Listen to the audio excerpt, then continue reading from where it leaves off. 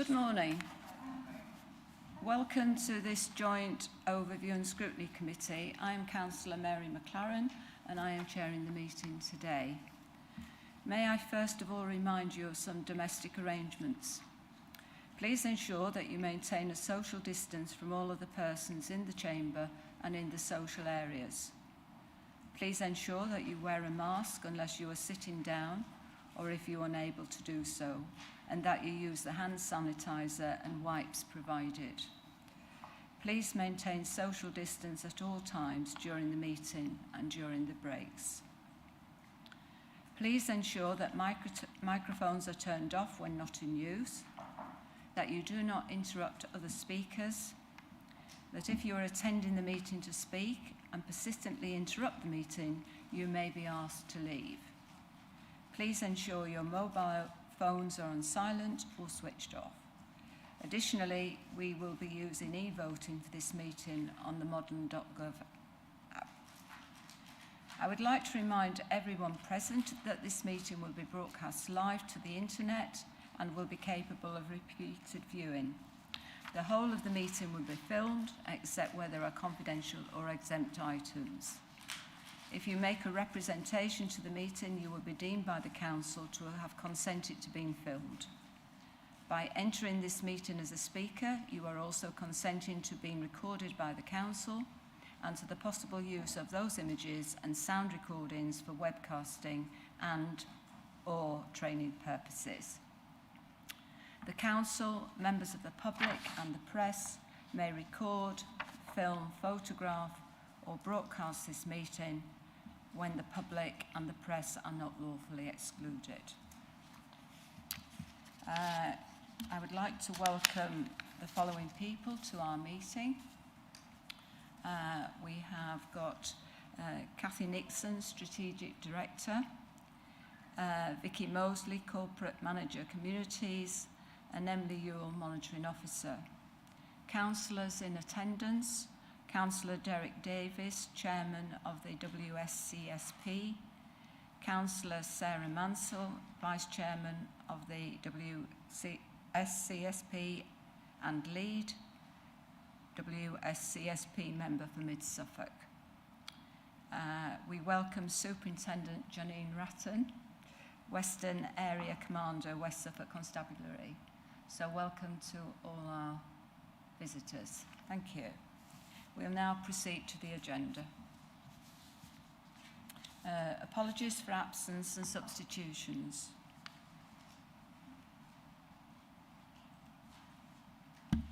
Thank you, Chair. We have received apologies from Councillor Catherine Grandin, Councillor Jane Gould and Councillor Dave Miller. Thank you. To receive declarations of pecuniary and non-pecuniary interest by members. Are there any to declare? No. We're now going to item 7 on our agenda papers. To receive notification of petitions in accordance with the Council's petition scheme. None received, Chair. Any questions by the public? None received, Chair. And item 9, questions by councillors. None received, Chair. Thank you. So we will now go directly to item 10, which is the main substance of our meeting this morning. So that is JOS 21/25, review of Western Suffolk Community Safety Partnership. However, what I've realised as chair of this meeting is that often the public are not necessarily aware of some of our internal policies. So I'm just going to clarify that for the public and those watching on live stream, the reason that this item has come to the Joint Overview and Scrutiny Committee. I think that will be helpful for people. So it is because of Section 19 of the Police and Justice Act, which requires every local authority to designate a committee to review and scrutinise the activities of the crime and disorder partnerships and the activities of its partners. The committee may examine the activities of partners, but only insofar as they relate to the partnership. Thank you. So I would like to invite Councillor Derek Davis, who's the chair of the partnership, to introduce the report JOS/21/25. Thank you, Councillor Davis. Thank you, Chair. I was appointed as the chair of the Western Suffolk Community Safety Partnership back in December, and I'd like to take this opportunity, first of all, to thank my predecessor, Joanna Spicer, for all her hard work and commitment to the partnership through her tenure. She really was a force to be reckoned with, so I'm looking forward to continuing the work that she's done. Sarah was also appointed at that time as the vice chair. Like Joanna, I'm committed to ensuring that the network of partnerships that make up the WSCSP continue to deliver great work against each of the priority areas in its action plan and focuses on the community safety matters that affect all of our area. As stated in the report, the Western Suffolk CSP is currently taking stock of the work completed last year, its successes, priorities, and the impact that it has made for our communities through the annual strategic assessment, as well as having regard to the priorities set out in the new Police and Crime Commissioner's plan. We will also have a suite of new and updated strategies to support the delivery of action plan, and I will be encouraging a greater emphasis on all of us working together to share data and knowledge, to target intervention where they are most needed. At the Safer, Stronger Communities Board at the beginning of the year, I was pleased to support the new Violence Against Women and Girls strategy. I am also very encouraged by the work currently ongoing in relation to the development of the modern slavery strategy. Locally in Suffolk, there have been 150 reports of modern slavery to Suffolk Constabulary for the year ending September 2021. The CSP has been responding to modern slavery for many years and captures activity in its action plan, particularly in relation to raising awareness. There has also been significant progress with regards to ASB and improvements to the way we manage ASB, including at the councils, new council-wide procedures, increased capacity to respond to ASB, review of all live ASB cases, escalation process for the complex ASB cases, increased use of the victim impact assessment with additional support for victims and witnesses, improved web pages, improved community trigger process, training of officers and councillors, and the implementation of case management system for the better sharing of data. All of these were mentioned, as you may recall, in the Stella Maris review and report by Anthony Douglas. I'd now like to take this opportunity to introduce formally Sarah Mansell, the Vice Chair. Thank you, Derek. I too would like to take this opportunity to thank Councillor Joanna Spicer for all her hard work and commitment that she has shown to the partnership. The CSP has an extensive action plan which we review quarterly, and what I'm especially pleased to see is the continued work towards and recent revision to the county-wide Violence Against Women and Girls strategy, and cuts across a number of the partnership's other main priority areas, such as criminal exploitation and modern slavery. Much work has taken place in this area, including the introduction of the 24/7 helpline, satellite accommodation, continued DA champions training, freedom programme provision, and the White Ribbon campaigns. In Suffolk, 19% of all recorded crime for the year ending March 21 was related to domestic abuse, and this is fractionally higher than the England and Wales average, so there is still much for us to do. The new strategy will guide and support the continued work of the partnership on this priority area, focusing on prevention, supporting victims, and working together to change behaviours. I'm looking forward to receiving the outcomes of the strategic assessment and developing the partnership's action plan for the year ahead. Thank you.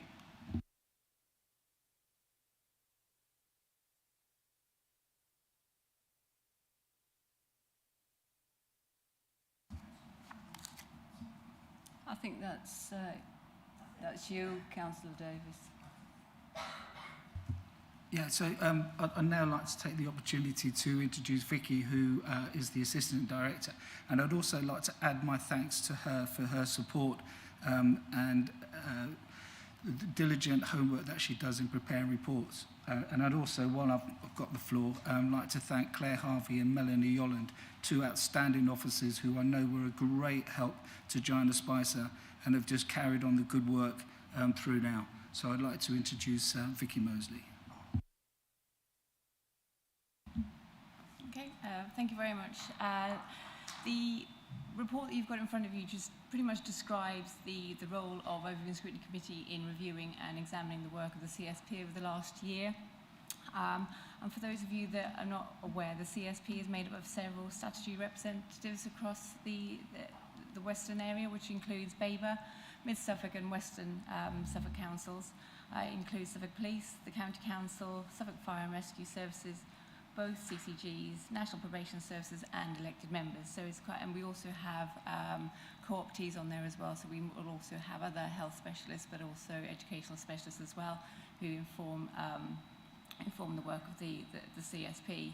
Vicky, can you move your iPad a bit out of the way? Thank you. And so we can. Is that better? So we can hear better. Okay. Thank you very much. Thank you.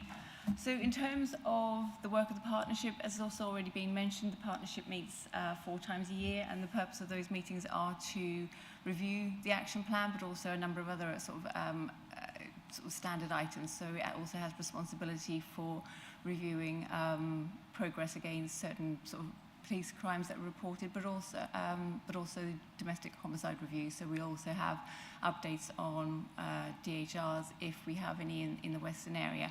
As my report states, we have 3 currently ongoing at present.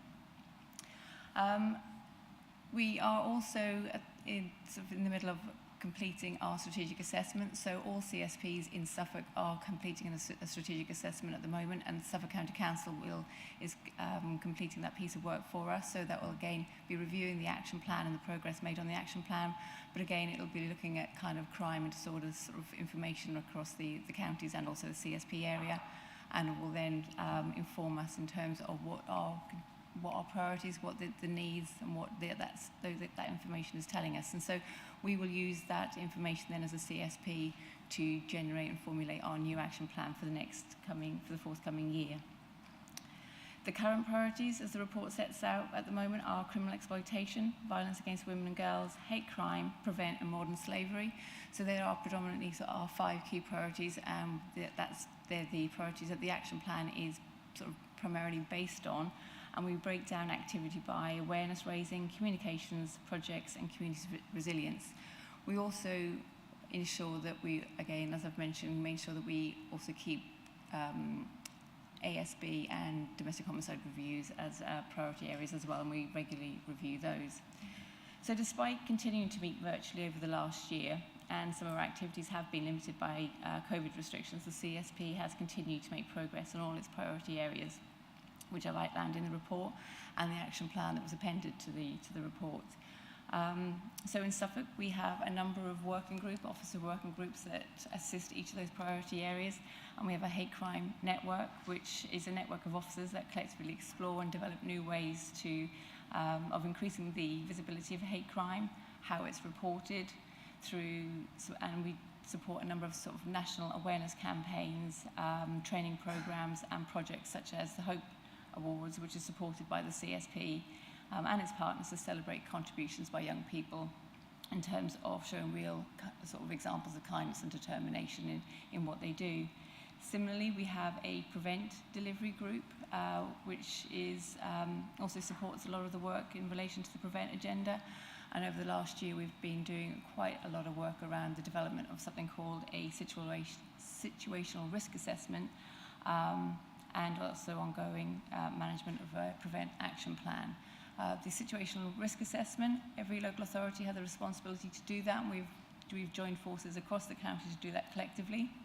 And that's basically setting the scene and the picture for Babergh and Mid Suffolk in terms of the geographical area, the demographics and the communities that make up our 2 districts. And the point of that is to understand what kind of our specific risks might be in relation to prevent. We don't have sort of big educational facilities like colleges or universities, or we don't, and so we don't have as great a risk as some other areas. But nevertheless, we do have a risk assessment that goes alongside that particular assessment. And we also have, like I said, a prevent action plan, which again, all the districts and boroughs across the county are reporting into. As you've already heard, we've made given some considerable attention to violence against women and girls priority, and notably the development of a revised VAUG strategy. Currently, we're progressing through the action planning for that strategy, and once that's complete, a lot of that will form part of the action plan for the CSP for the next and following year. Contributing to this, there is now a new safe accommodation strategy. The districts have also received funding to support DA victims. We have a newly appointed DA liaison officer, and we've also established a DA champions officers group that will also progress and champion a lot of the actions for the two districts. And that will continue to grow as we get more and more of our employees trained. And similarly to VAUG, as you've already heard from Councillor Mansell, we have a new modern slavery strategy.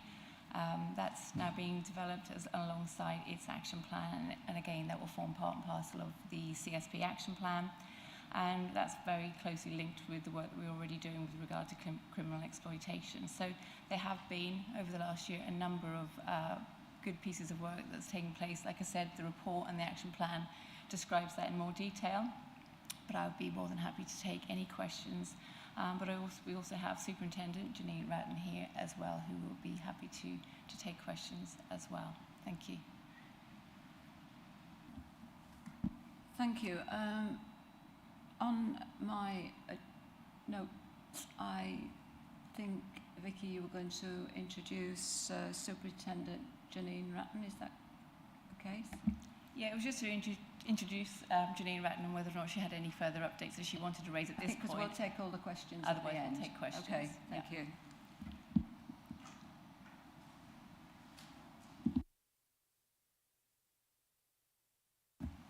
Welcome, Superintendent Ratton. If you'd Thank like you, Chair. to give us your presentation, thank you.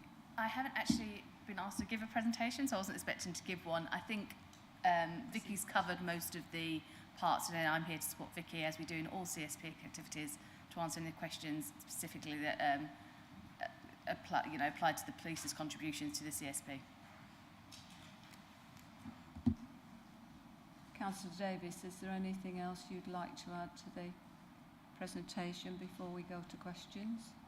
No, as always, Vicki's been very thorough and has covered all the bases. But I will just add what a welcome Janine is to the partnership. The work that the police do obviously is absolutely vital, but more importantly is the data they provide, so we can actually see the tangible benefits of the strategies that we've got in place. So as I say, she's been a wonderful addition, and it's important that the partnerships all provide this sort of data and this work, so we can try and keep on top of things as much as possible. So can I thank Councillor Davis, Councillor Mansell, Vicki and Janine, and thank you. Members, you can now ask questions. So we're going to have a lot of questions, so I better make a note who comes. So Councillor Hinton first. Thank you, Chair. It says on page 38 of our reports that the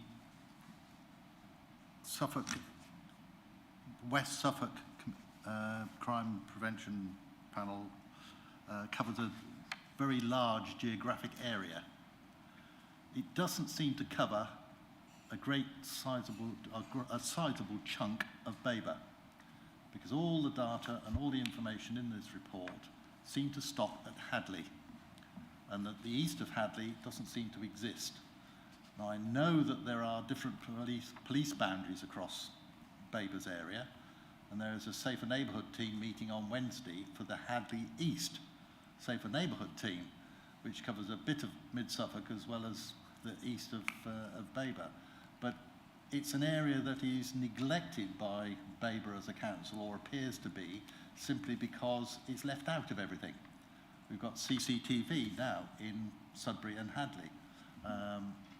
We've got a report talking about West Suffolk, which excludes the east of Hadley. Is there an equivalent group covering the east of Hadley? And if so, who is it? Where do they report? And should this scrutiny committee be looking at their report to see that the whole of Babergh is actually scrutinising these actions? Yeah, thank you for your question, John. And it is something that, obviously, being from the stunning Shotley Peninsula myself, that I'm very keen on making sure that we are as inclusive as possible. And the importance of the data, as has been mentioned, coming into us so we can use it as wide as possible, it is exactly that. So we do cover. So there is an Eastern Suffolk Community Partnership which covers Ipswich and Felixstowe around that area. But it's geographically a little bit difficult. Janina's a Western Commander, but she covers some of the other areas which cross over.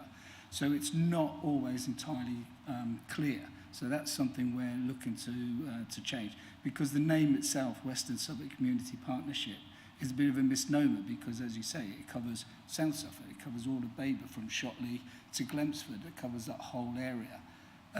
In terms of the police safe and neighbourhood team, the Hadley police team covers the Shotley Peninsula, covers East Burgold.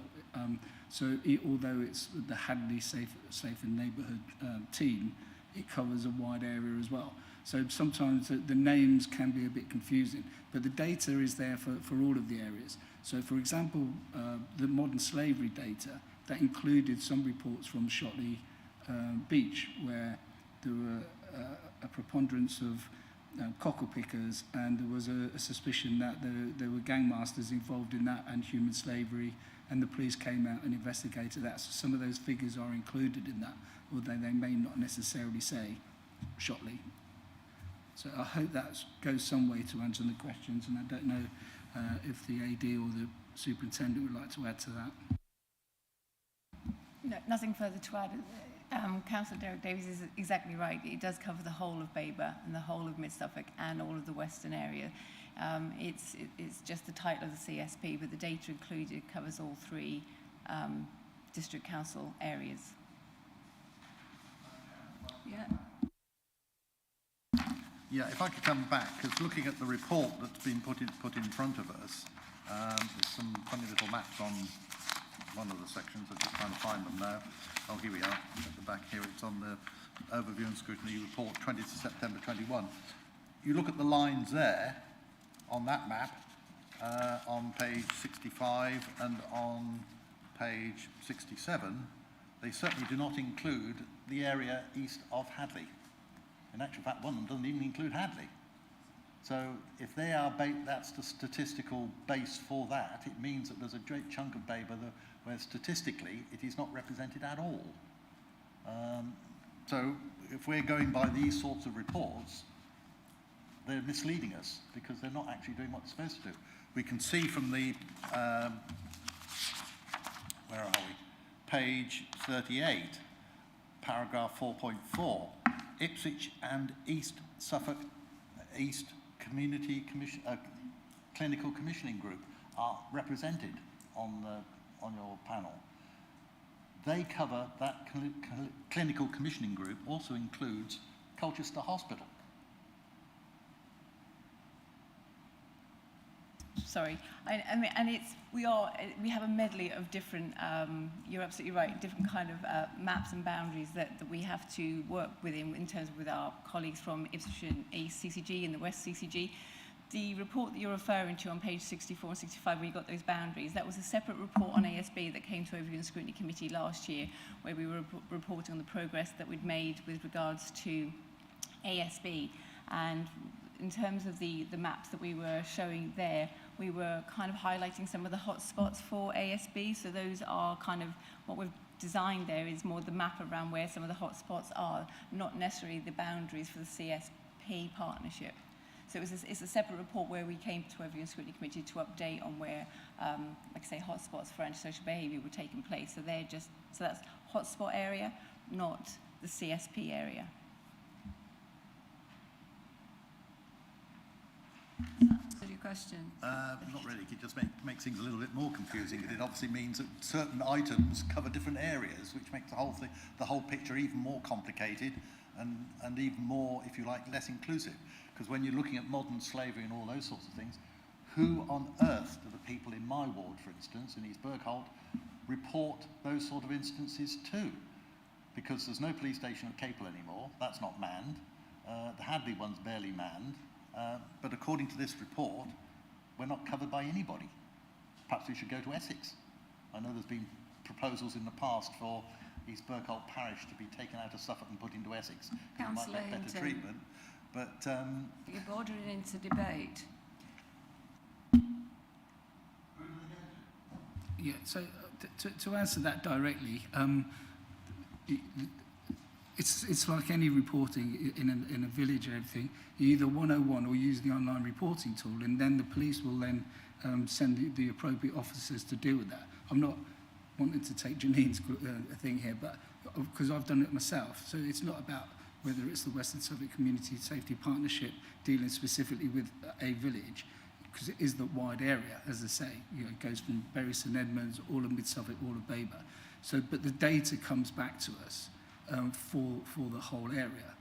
And for you, if you've got someone in East Bergholt concerned about whatever type of human slavery or domestic violence against women and girls, then you report it in the normal matter to the police. Can I just ask Superintendent Janine to give her view on this? Thank you very much, Janine. I think it's very important the boundaries we work with. I am the West Area Commander. I'm also the force lead for all of ASB, all of rural crime, all of licensings. Our boundaries are not quite as definitive as they perhaps are with district councils. It could be my officer, Hadley. I quite often work out of Hadley Police Station because I live in Essex and I travel there. So I go there quite often. We aren't quite as bound by boundaries in policing as we are. If you phone into 101, you will get the nearest, best available officer to come and take that report. They're all trained in hate crime. They're all trained in modern slavery. You will get an appropriate response wherever you are to whatever you report to us. The statistics are a bit difficult because the reporting system across the boundaries, so it is hard, and we can look at how we look at different statistical reporting that we give you and the figures we give you. That is something we can, take away, and Vicki and I have already had quite a few discussions about how we're going to make that better going forward. But as to who they report to, it should make no difference. We are very keen to, most superintendents and above have thematic responsibilities across the whole of the constabulary. So I will make sure that the east of Suffolk gets the same service as Westers and South.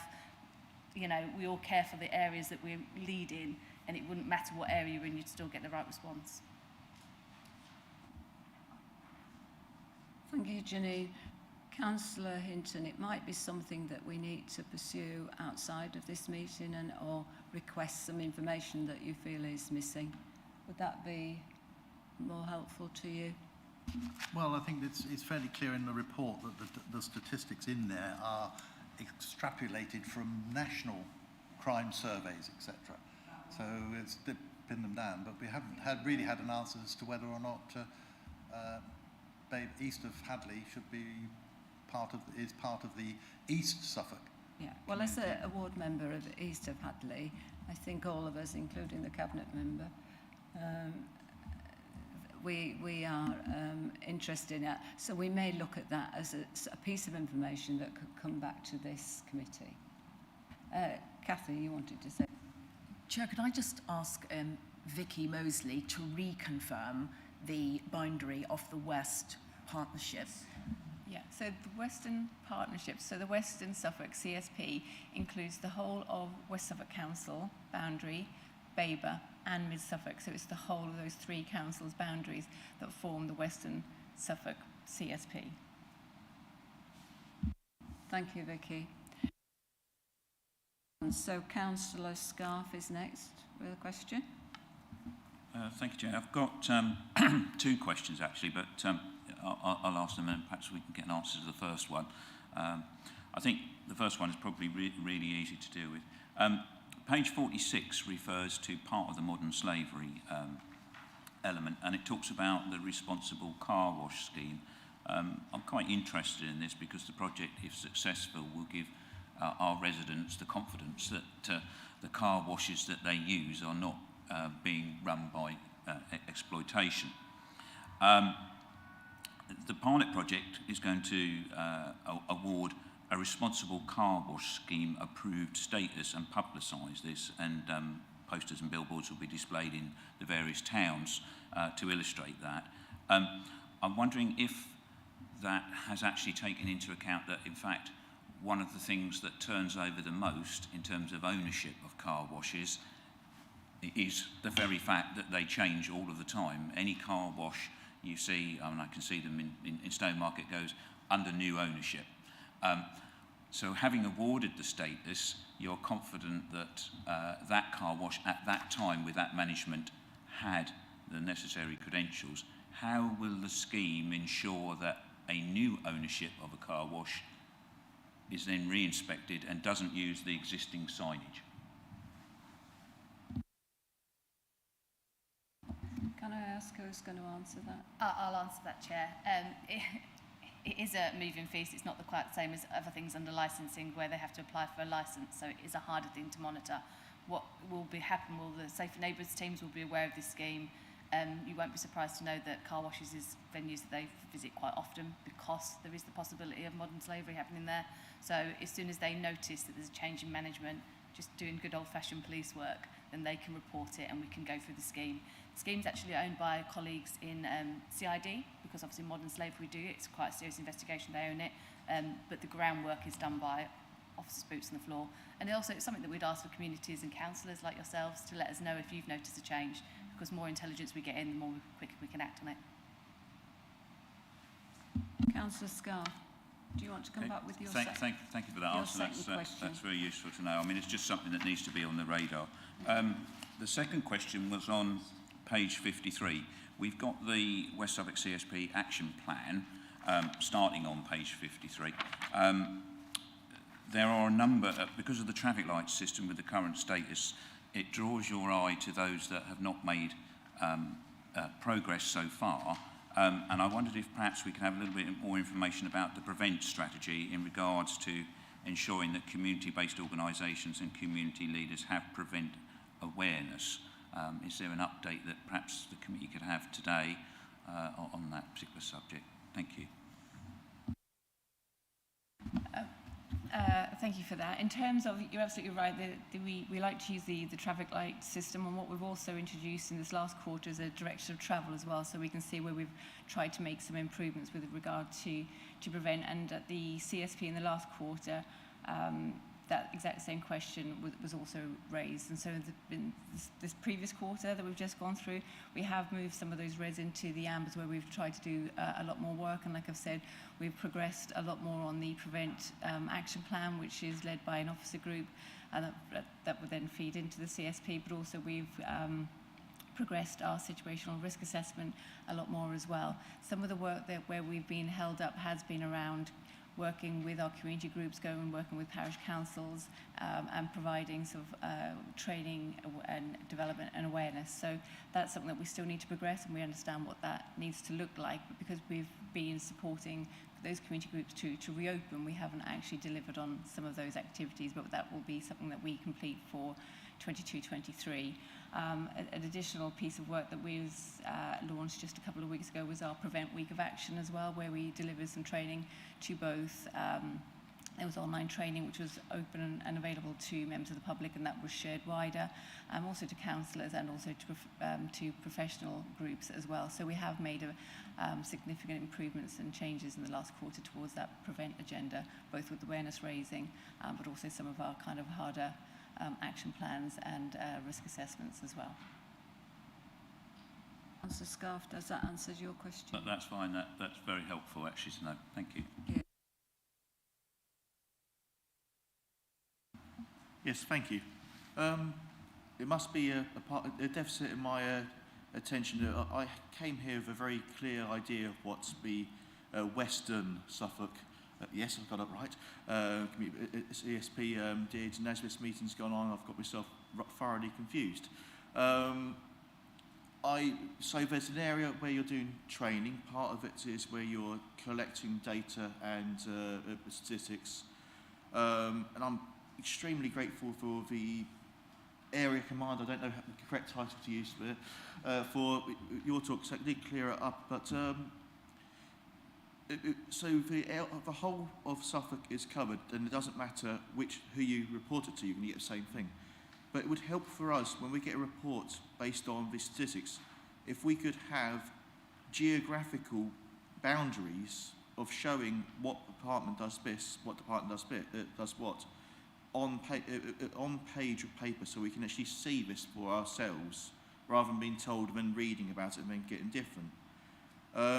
There's part of this report that states about what the Western Suffolk is doing, part of it states what SCC, and part of what Mid Suffolk is doing. And I realised that you communicate with each other, but as majority of it seems to be doing by Western Suffolk, some of it's by Mid Suffolk. Is there more that Mid Suffolk should be doing to pick up on, and rather than just relying solely on the Western Suffolk to do? And basically, basically that. What should we be doing more, rather than relying on a partnership, which is brilliant to have and we need to have, but should we be picking up more to do? Yeah, and I have to admit I'm not a big fan of the name Western Suffolk, because it does confuse the life out of me and everyone else. So I totally take that on board, and perhaps I can suggest, I did subtly try and suggest it before, that we change the name. Didn't get very far, but I'll give it another go. But to answer your question, it's not specifically that what Mid Suffolk can do more, or Babergh, or even West Suffolk. It's the partnership working together with the officers to provide awareness training as much as anything else. For example, with the Prevent, as Vicky's already mentioned. And I hate to use the word pre-pandemic, but before that horrible outbreak, our officers were delivering some great training in terms of hate crime, the awareness, and I'm sure many of the councillors here have been to some of those sessions, and they were very useful. And I think that's something that will be picked up again. How we do that is whether it's in person or virtual, but they are the sort of things that our officers are putting together. And you'll see things like the White Ribbon campaign that Francine's been at the forefront for. And it's things like that as a partnership that we can do. I won't even say Western Suffolk Partnership, but the CSP can do, yeah. I hope that answers your question sufficiently. Yeah, okay, thanks. Councillor Carter, do you have another question? We can go to I'll come back to you. Okay. Thank you, Chair. I've got quite a series of questions. The first is about VORG. Whenever we talk about VORG at the Police and Crime Panel, the PCC always says VORG including men and boys. So when you're talking about VORG, are you including men and boys? And also, the other question about VORG is there emergency accommodation? Is there sufficient emergency accommodation for people who have to be removed to a safe place? In short, yes. And again, the title's not great because it does disguise it, but it's something that certainly has been brought up. I've brought it up, and other members have brought up about men and boys as well.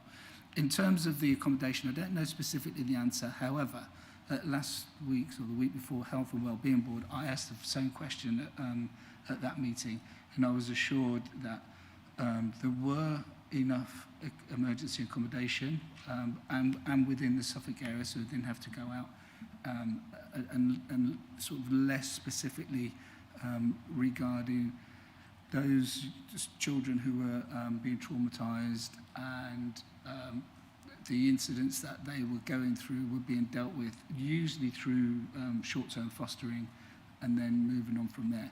I don't know the specific, I was told the number of accommodation that we had. I can't remember the figure off the top of my head, but if it's something that you'd like us to get back to you on, I'm sure we can, unless Vicky or Janine I know mean, the not answers. necessarily a specific answer now, but I have, when I asked a question once before, there was accommodation for women or families led by the female, but the real problem was finding accommodation for men with a family or for young males, sort of late teens upwards sort of age. And at that time, I believe that there was no accommodation, certainly none in Mid-Suffolk, and I don't know about Suffolk at all. So if somebody could look into that would be great. One other thing is that, as I see it, the partnership, there are lots of bodies within the partnership. Does the partnership actually have funds that the partnership spends on projects, or is the funding coming from the constituent parts of the partnership? For instance, Babergh District Council and Mid-Suffolk District Council. If that is the case, is there a problem over funding in some parts of some areas within the partnership area? It's pretty clear that the Mid-Suffolk finances are in a slightly different position to the Babergh finances, and possibly there are other districts within Suffolk who have, well, I guess they can't have different priorities because the priorities are agreed at the partnership meetings, but the ability to meet those priorities may be different in different parts of the county. Is that the case?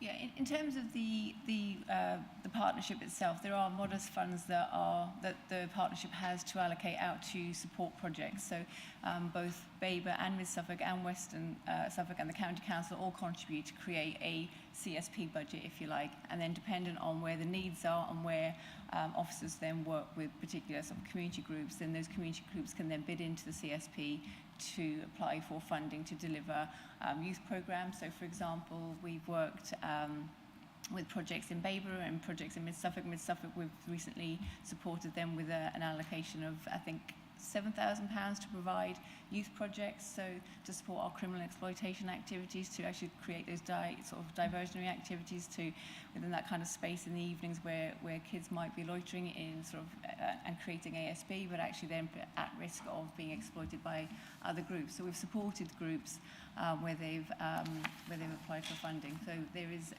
adequate funding within the CSP. It hasn't all been spent, and often there is a carry forward into the next year. So I wouldn't say that, so I would say that where there's projects that have been found and identified, again, Bellevue, we've been working with Active Suffolk and the police with projects to deliver with young people in Bellevue Park where there was high degrees of ASB. So where we've identified issues, we've looked to support community groups to create projects, and they've received funding from the CSP to do that. Yeah, sorry if I'm hogging the questions, but one of my concerns was around the diversionary tactics, if I can call them diversionary tactics, and the Safe Places scheme. Project 13 is to do with the Safe Places scheme, and it seems to have been delayed. Is it a high priority, and where will the funding for it come from? Yeah, the Safe Spaces scheme is something which the County Council were leading on, and so I won't be able to, and I'm not able to provide a comment on that, but I can find out for you. But that has been delayed for quite some time. It just hasn't been the key priority for the partnership. It's moved on all other fronts, as you can see from the action plan, but not that particular initiative. So I'll have to speak to the County Council as to why that hasn't progressed. Could I ask a question, having heard that answer, Vicky? Could I ask a question of the police officer, the commander? Do you think the Safe Places scheme is something which is a high priority, ought to be a high priority, and ought to be funded? Because it seems to me that if some of these young people need to get away from where they are, they need somewhere to go to, and this would help. I think it is. Anything that puts our young people into a safe space to be able to avoid criminal exploitation, ASB, exposure to those things is good. The only thing I'd say with all these projects is that they need a proper evaluation, because in some areas they don't attract the right kids. Kids that go to these sort of places will be kids that are already quite easy to engage with. So it needs to be evaluated to make sure you are attracting and reaching out to the right cohort of people to show that you are really making a difference. Thank you. Can I carry on or should I stop? Do you want to give somebody else a chance? Shall we give some other... I mean, Yep. we're going to go on with a lot of questions. Shall we give some other members the Think so. opportunity? Thank you, Madam Chairman. Looking at Appendix 2, page 57, we have a couple of charts there. The first chart really looks at a year snapshot and the different types of crime, and we can see that violence and sexual offences are the highest crime type, according to that chart, followed closely, well, not followed closely, but certainly followed by criminal damage and arson. And if we look at the graph below it, which charts the monthly crime rate over the last 2 years, so 2020 and 2021, really at a glance one can say that there's not been a huge change in the crime rate, and I'd just like to understand what is being done to actually drive the crime rate down from that level. And in particular, I'd like to understand what we're doing in relation to the violence and sexual offences, because I see a lot of information here about ASB, and if I look at the chart on page 58, thankfully we see a decline in ASB, and if you look at the ASB rates versus the rest of the crime rate, ASB is in fact a relatively small percentage of the overall crime rate. So I'd like to understand what we're doing about the other crimes, particularly the violence and sexual offences crimes.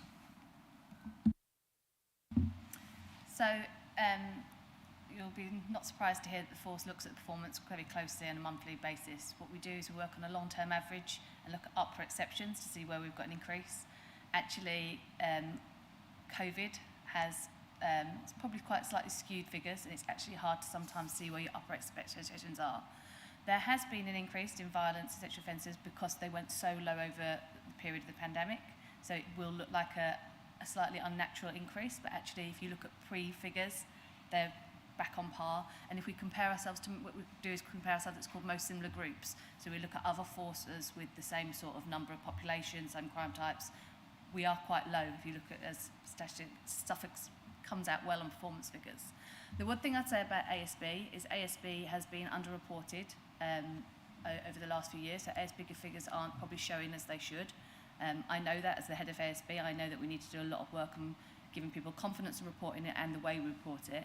The other thing I'd say about ASB is it's an important thing to focus on, because if you look at people's criminal histories, I'd say most people who are involved in violent crime probably started with some sort of ASB. I wouldn't go so far as say gateway, but it is in some cases.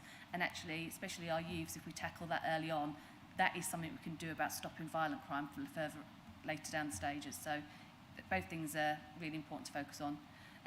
Violence, we do mapping exactly where we go. We have specific plans. I know exactly in my areas where I have increases in violence, and I will make a plan and have a task in to deal with that. Does that answer your question, Councillor? For now, thank you very much.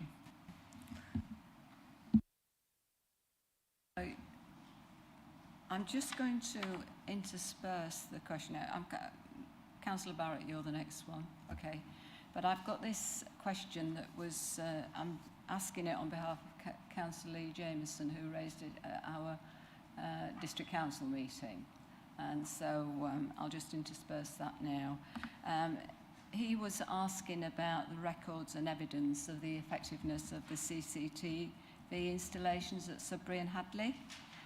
And his question is, have they made a difference? I know it's, I've read the report, but I think for the record, I think I would like him to have that answered. Thank you.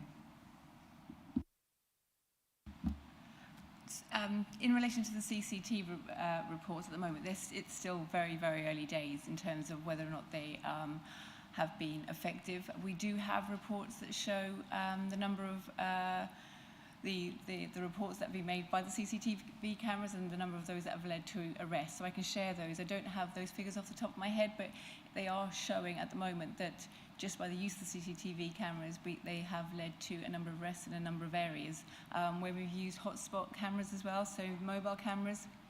We have, and I think there was a bus shelter that I referred to in the report. Again, we've shown that continuous, sort of persistent ASB behaviour has now ceased to exist. So we will look to see and disperse that particular camera somewhere else where there'll be a hotspot. It'll obviously be interesting to know whether we've just dispersed that ASB behaviour and it's gone somewhere else or not, but I think that's where we'll keep a close eye on. So we will get regular reports. We'll get quarterly reports for the CCTV cameras, and we do have regular meetings with the operators as well in terms of looking at sort of trends and asking them to support us with things like VORG, so understanding where there might be some quiet spots, where they might want to monitor where particular types of violent crime might take place. So I think it's just too early to report on that at the moment, but we will do.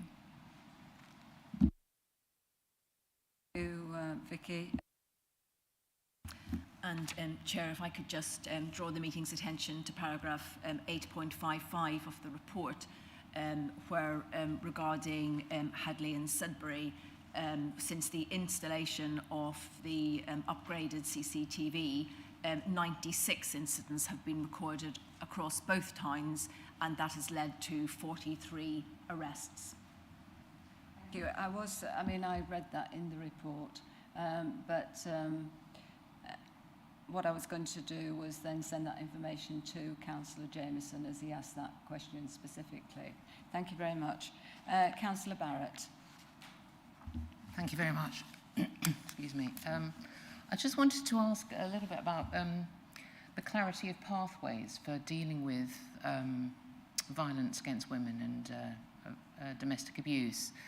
Because reading the report, and looking at the complexity of some of the bodies, the steering group, the partnership, the board, the action plan, it's quite baffling from an outsider. And I wondered about internally in the actual service where you're dealing with these.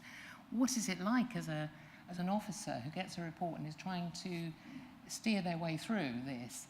Is there a very clear route through all that, or is it quite, has it been developed quite piecemeal because of different things that have happened, or is there efficiency of the process really?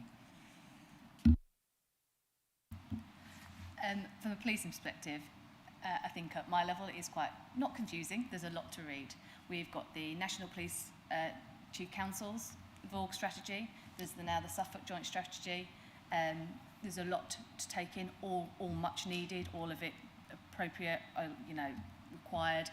For my staff, they don't need to have that. They don't need that detail. So in my area, in the West area, I have a West VORG strategy, and it's broken down into very bespoke actions in each area, giving them the clear directions of what they need to do for me to be able to satisfy that I'm achieving those strategies. So internally, we do simplify it. I'm not, suggesting that my officers wouldn't be able to understand. They just don't have the capacity to do. There's so many strategies, and that's what my job is, to simplify and give clear direction to what they're expected. So I would say if you spoke to an officer on the street about their expectations around VORG, they would be very clear and know what they need to do. Yes, please do. Council. Just what on the issue of domestic abuse, I think it's understood that victims often don't take any action until they've been assaulted about 30 times. Is that about right? But obviously, they could be in a household where children are present during those attacks. Is there some close working with the other agencies in those situations to safeguard those children? Because the damage is being done, isn't it? Is there what's the arrangement with the parent who's perhaps not taking action to safeguard their own children in that situation? There's a delicate balance, I understand, but how does that work? There's three parts I'd like to focus on there because there's loads of work that takes place. The first one is the new thing of the voice of the child. It's something that's been around for years and years, but Suffolk Constabulary this year have put a real focus on it. So when we attend domestic violence, when we attend any sort of crime in the home where children's present, we speak to the children, we get their views, or if they're too young, you use your professional judgment to do that. We then work within the MASH environment, the multi-agency safeguarding hub, where all agencies work together to come up with a plan to, address those issues together, because that is something, especially when it comes to children and young people, you can't do in isolation. The other bit I would say is it does take sometimes some victims of crime, domestic crime, to report, and we have, over the last few years, there's been quite a few more orders that have come into force that we can use. Domestic violent protection orders, stalking protection orders, and they are being used much more widely over the last few years. The knowledge around them has come in. So when a victim comes in, they're very there for that victim who doesn't want to progress, is scared to leave someone who's been abusing for years. And we sort of almost take the decision out of their hand for a short while to give us space to get other agencies to work with them, to say to them, look, you can break the cycle of violence, and to do it. And I'm proud to say that I get officers approach me nearly daily to sign off those sort of orders now, because we are thinking of, we don't just go, they're not willing anymore, they're not giving us a statement. We do give people that space and work with other agencies to try and tackle that. Thank you. To everybody, because there are still a lot of questions to come from the committee, but I'm going to go to the two members who actually haven't asked a question yet. So, Councillor Caston, please. Thank you very much, Madam Chairman. With this, looking at this report, obviously I've seen a few of these reports now, and I realise what a change in landscape it is. It's very different from the last report. I can't remember it exactly, but it seems like there's maybe less drugs, more violence. There seems to be less cuckooing. There seems to be one cuckooing crime reported on there for the antisocial behaviour. How does the partnership stay ahead of this changing landscape? I assume it's mainly police driven, but I might be wrong about that, because there's ever such a lot of things going on. How do you stay on top of that? And I've got a second question, please, if I might ask that afterwards. Who's setting the agenda for the partnership is a very simple way of asking that question. I think every year we undertake a strategic assessment. So like I said before, so Suffolk County Council are leading on that for all CSPs across the county at the moment. So Ipswich CSP and East Suffolk CSP and the Western Suffolk CSP are all having something called a strategic assessment, where there will be kind of those kind of softer conversations taking place with each of the partners, what they are experiencing and what they're seeing, whether that's from a health perspective, an education perspective, what are they seeing within their kind of those spaces that they work within. The other piece of work that they are, that the County Council are collecting at the moment, is working very closely, like you say, with the police as well, in terms of getting a lot of that statistical information in. And so we know, even though we haven't received the assessment from the strategic assessment as yet, we know that through conversations that we're having with those officers at the County Council who are doing that work, that actually there has been an increase in fraudulent, IT online fraud activity, particularly in the county. And actually, if you were to take away the increase in crime on fraud, all other crime, and hopefully I'm not out of line when I say this, is that all other crimes have reduced by 14%, but because of the increase in fraud crime, our figures have continued to go on an upward trajectory. So that's where we keep ahead of the game. So we have those strategic assessments each year. Also, Janine Ratton brings to the ASB, CSP partnership, all ASB and other type of crime performance information, so we can see that direction of travel as well. And if the committee or the partnerships chooses to respond to some of that, that's where it'll have its discussions around that. So primarily I would say that the strategic assessment, but then the quarterly information then also that comes to the CSP.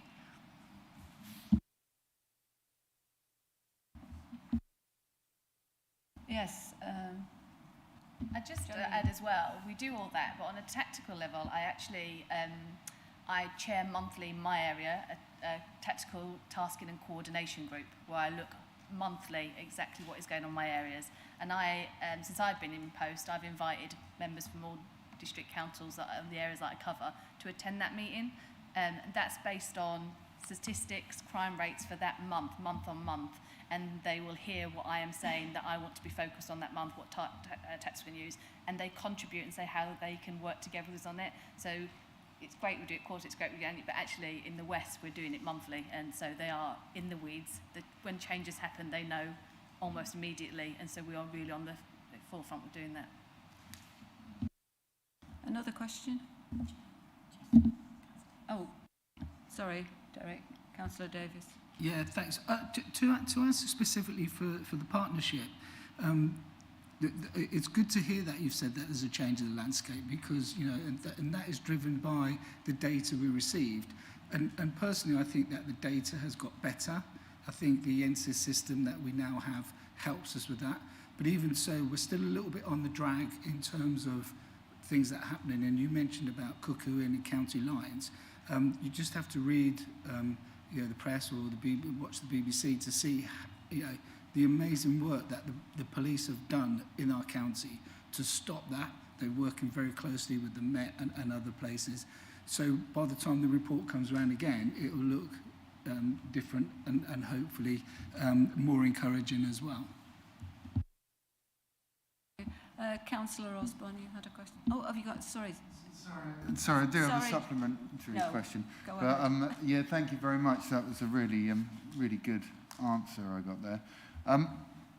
With the where begging is considered antisocial behaviour, which I believe it is in this report, how is it dealt with as? Is it considered a criminal offence, or where does the, well, it obviously is, but is it dealt with as a criminal act? And where does Mid Suffolk and obviously Babergh's homelessness prevention team fit in with that? When I don't know if there was any cases of begging being reported as antisocial behaviour. Is that because it's been dealt with outside of criminal prosecution, or however you deal with it?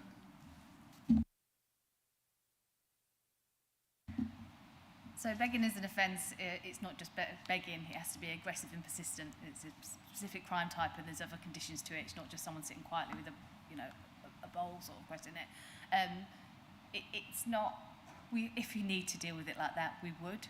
But in most cases, a more restorative way of dealing with it, working with our partners in homeless, finding out the reasons why they're begging, because actually, normally you can deal with it. If they've got a real reason to beg, they're going to beg again next week and keep on doing it. So it's not an effective way to deal with it long term. And so the officers would tend to not probably report it as a crime. They may put it on a crime, but wouldn't deal with it as an offence, as in given a sanction like that. They would deal with it in a restorative manner. Okay, Councillor Custon. Yeah, I think that, that does, I think it's obvious where our homeless prevention team fit in and everything with that, so thank you very much. Osborne. Yeah, thank you, Madam Chairman. I'd just like to just get back to the CCTV, obviously being in Sudbury.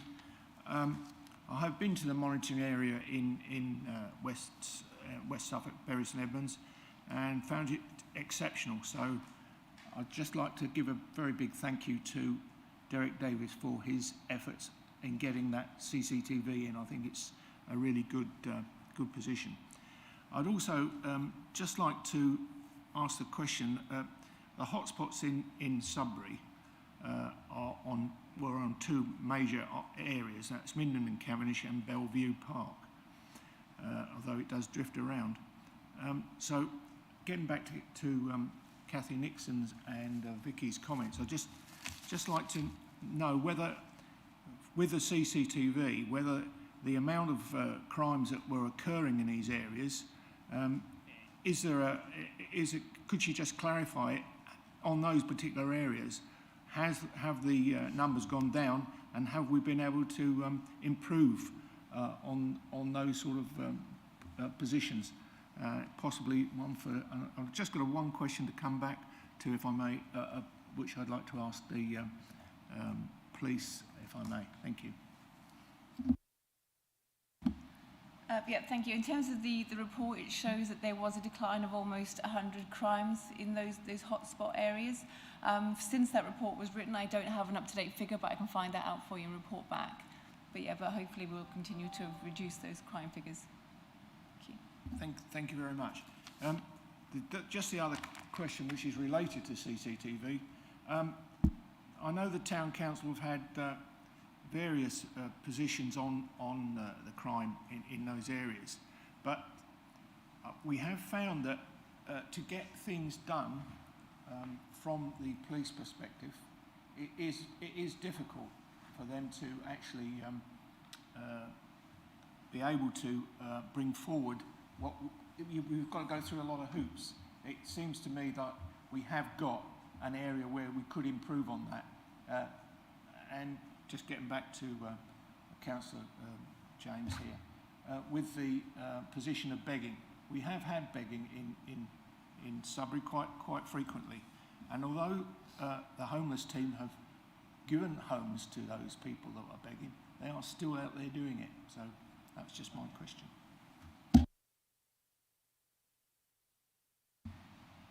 All I'd ask is that is continuing. If we've got someone's been homed and they're still doing it, then there are other ways we can do it. Criminal behaviour orders, there's lots of other orders and powers we can do it. Arrest probably wouldn't still be the right way, but we could look at conditions linked to their tenancies. There's lots of other things, but we just need to let you know. Some of them do take a long time. I'm not going to, be false and say that is not the case. But if you give us the information, I can't sort of without knowing specific incidents, but I'd be happy to look into it for you.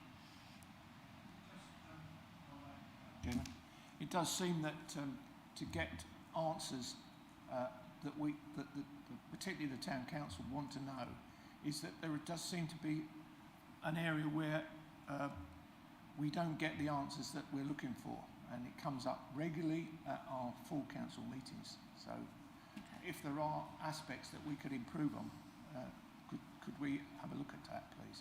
Of course, yeah. Thank you.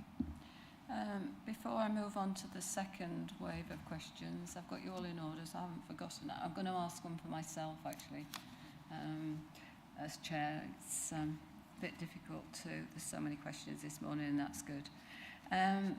Given the example of the Stella Maris problem, in terms of the CSP, where does the responsibility lie should something untoward happen within that network? Who's going to, carry the can, really, if something goes radically wrong with the partnership? Thank you. Yeah, yeah, thanks. It's a good question. The partnership obviously oversees and has the strategy to look over those whole thing. But as you will have seen by the Stella Maris report, the partnership working is so vital, and the fact that there wasn't as good a joined up working together previously as there could have been and should have been. I think the report highlighted the deficiencies. I think the actions that have been taken subsequently show that everything is being dealt with. So all the 32 recommendations, I think there's all bar 10 that have actually been implemented, and the rest are being working on, as you say. The actual responsibility, obviously, because Stella Maris, for example, was in Babergh, and if it's within Babergh, then it's our responsibility. What's been mentioned in the introduction as well is the community trigger points. So it's important that we find these things early. We can action the community trigger point, and we can take that forward. And obviously, if there were a similar situation with assisted living accommodation, say in Mid Suffolk or in West Suffolk, again, the District Council would pick that up, and the Community Safety Partnership would have an overview on looking at that. Is that okay? Thank you, Councillor Davis. Councillor Carter, you're at the top of the list. Thank you. I'm afraid I've actually got 3 questions. I don't know if I should ask them separately or ask them all at once. Let's go at once. Okay, my first question is actually a concern, and we have a report which is somewhat reassuring, but I am aware there is a plague of underreporting. Especially in my ward, the lack of, well, we have quite a bit of police, but my residents feel there's a lack of police presence. They've stopped reporting drug dealing, which is going on, because the waiting queues of the phone line, they say by the time they've got hold of somebody, they've either moved on, or they're told there's going to be too long a wait. So most of the residents have stopped calling, and the lack of police presence overall, it has been felt on other wards as well that I'm aware of, and things like, because I feel if they report break-ins, they're told unless there's somebody in the house, police aren't going to come out for a few days later, what's the point in calling? So that is, unfortunately, something I hear quite regularly. What can be done about this? I'm assuming some of it is due to lack of funding, some of it is due to lack of police numbers, but how are we going to solve the underreporting, and how are we going to make residents feel more reassured in what they're calling is actually something can be done about? Did you want to answer this first, or should I go on to the next questions? I'll just briefly answer that before I pass it on to Janine. In my experience now, and obviously this is not specifically CSP, but in my experience in my ward, I found that the best and easiest way is to use the online reporting tool. Suffolk Police have got a website, and it's very reactive, and I know it's monitored. I've used it with in my own experiences, passing on problems from residents. And I totally agree about 101. It's not the best, and it does take a long time. But the online reporting tool, I'm probably going to get it swamped now, but it's an excellent tool, and the police pick it up very, very quickly. I mean, I've literally had officers out within an hour or so dealing with relatively minor dealings, especially rural crime and things like that. So if you get a resident saying that, then I would urge them to go to and it's really easy to find, it's really easy to fill the form in as well. So that's my personal experience as a ward member. And Janine will probably give you the rest about resources. So resources are always a challenge. A lot of people will say we have to do more with less now, and our numbers are actually okay, but crimes are more complex now, they take longer. If you think about modern slavery or VORG, you know, we're not hopping from one call to the next. Most of the time we're responding to calls. We're not that visible because we're in people's homes. You know, I'd love to say I could put officers out patrolling like in the good old days when I was probation we did, but we just probably don't have the capacity to do that. I think what we all need to do is educate our communities and our members to understand that an officer responding isn't the be-all end of you reporting. I told you a little while ago about my tactical tasking coordinating group. I base that on statistics and hotspots. So if someone in an area, if 10 people phone in and say there's drugs, even if we didn't manage to get there at the time, I know there's an issue. And so then I will put resources into that. There'll probably be plain clothes resources that your communities may not know are there, but we can share the good news afterwards, and we can do a lot more with media. I would encourage your communities to look on our social media pages. I enjoy following them myself because we do share the good news we do. And a lot of it will have been probably without people being aware we're doing it. But they need to know a burglary. Yet we don't, unfortunately, always come out straight away. If there's no one, you know, forensics will come out straight away and we'll go and do house to house. But we still need to know that information, because if there is somewhere we can link it to, if it's a certain MO that we know, we could probably get a suspect very quickly. It's not always about the attendance, and I know it's a change of mindset for people, and I'd love to say, especially some of our more vulnerable communities, I'd love to send someone to them every time, but actually sometimes it's more important for me to send them to where I know culprit, the perpetrator is, to deal with this situation, to make sure we don't have a second victim. Thank you. I would say with the online tool, not much use if you're on a mobile phone or if you haven't got internet. So, anyway. All that intelligence helps the police, as it's just been sort of outlined. So even if you wait till you get home to do it or whatever, but yeah. Certainly. The other question I had, well, we've talked about VORG again. Another thing that's widely underreported is just abuse against children. And it doesn't matter if it's women, boys, girls, violence full stop should be a priority, and it'd be wonderful. I'm concerned that VORG as a focus distracts somewhat away from what something awareness needs to be built. We do have issues with coercive control of partners where the partner will abuse the child and it won't be reported by the other person in control. We have issues where one of the parents is unable to protect the child for whatever reason and abuse from a separate partner. So I would be mindful of what we can do to promote this and to actually how we can solve the underreporting issue. I'm aware it certainly went on when it happened to me. It would be nice to know that it doesn't still happen now, which unfortunately I'm hearing of cases repeatedly. So that's one of the questions. Did you want to answer? I can only agree with your sentiments. As a mother of 2 young children myself, I wish we could completely eradicate violence against children. The voice of the child has been an important change, because part of it is reminding officers to think about the voice that can't be heard.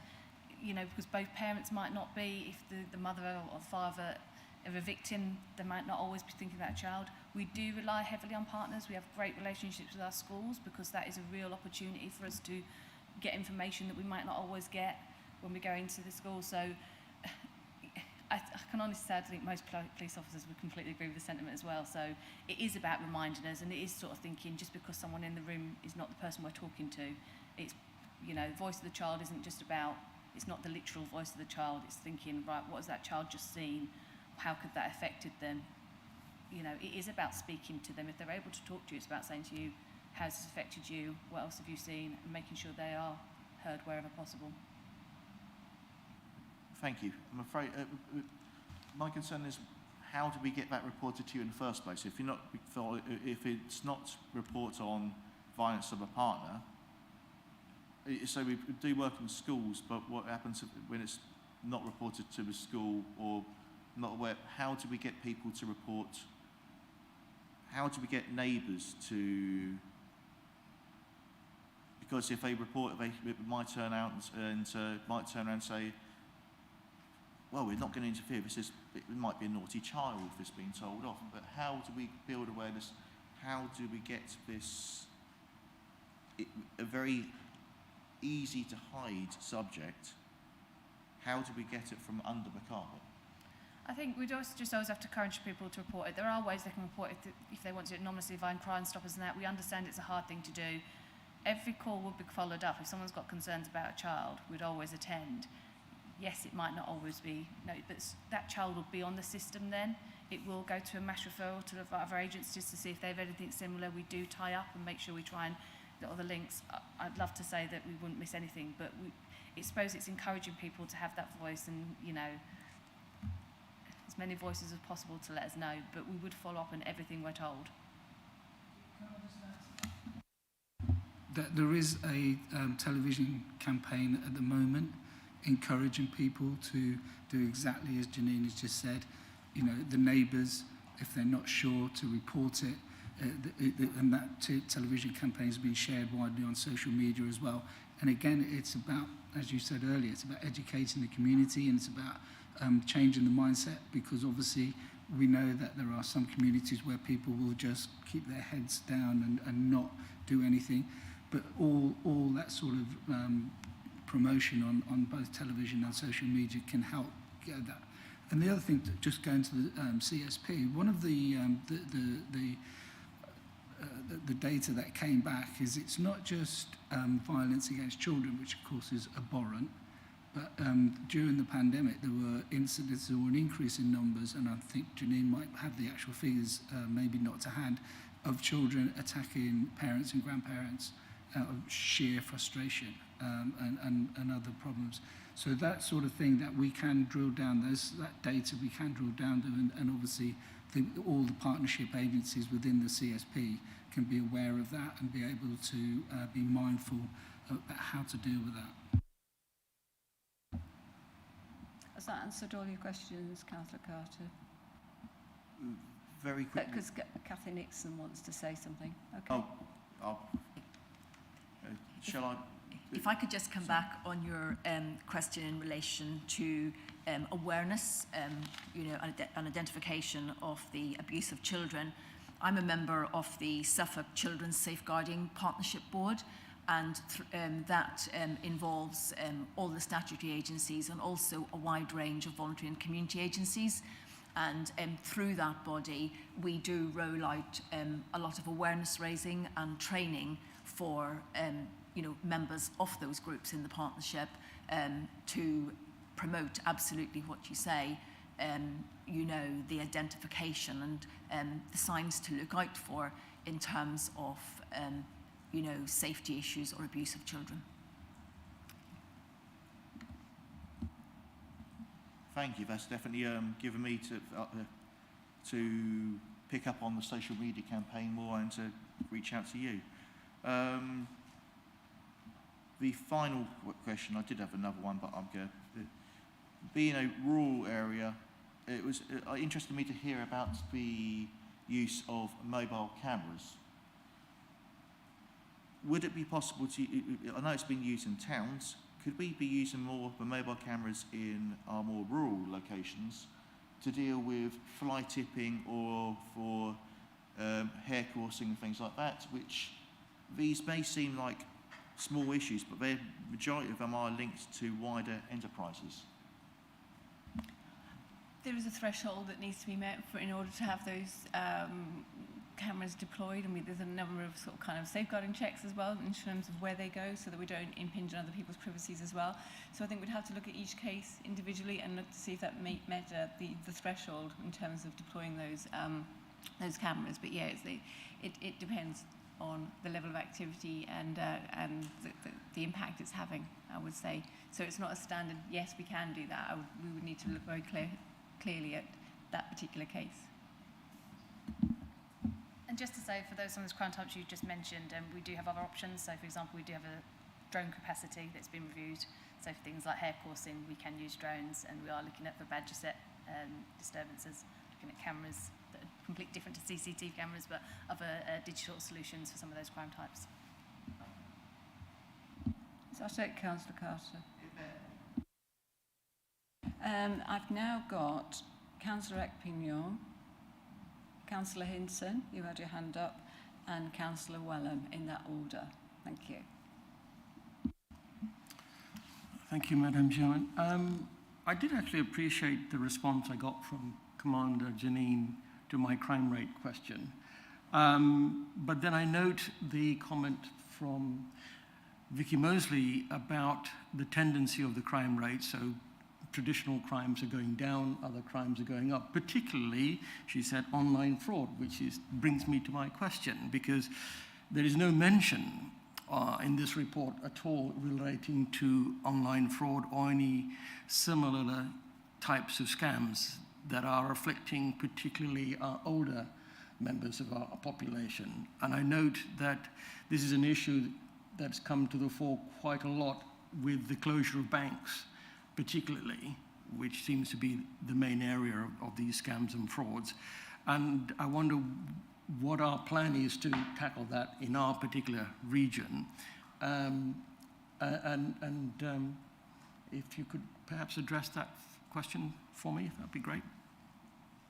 Yep, Thank you. You're absolutely right. So the outcomes of the strategic assessment is highlighting that fraud is an activity that we need to be mindful of. Without having the actual figures in front of me, I did ask the question about, what cohort of our communities were most at risk, and in actual fact, the figures are showing that it isn't actually our older cohort. It is the age ranges of sort of the mid 30s to 40s that seem to be more at risk of fraudulent activities. Perhaps they just might be buying more stuff. We don't know the detail of that yet, and that's what we're expecting to come out of the strategic assessment. Once we've had feedback on all of that, then we will absolutely be including fraud as one of the priorities once we've discussed it as a CSP partnership within the action plan going forward. So that's where we'll then start to tackle what does that look like, how can we affect it as a local authority, what the police do, what our other partners can do. But we need to drill down a little bit more into that detail, and like I say, that's hopefully what will come out of the strategic assessment, which is coming to its conclusion this month. Right, well, that's great. I think actually you sort of answered part of my question and given me another question, because I think actually, because it's something I look into a lot, that your comment about the age, if you like, the 30 to 40 group being more prone to fraud because they do more online transactions is true, but also it is true, in fact, that the older population are more prone to banking scams and financial scams. And the financial and economic impact of that is much more severe, I would suggest, than what's going on in the online transactions. I'm not saying that they're not important.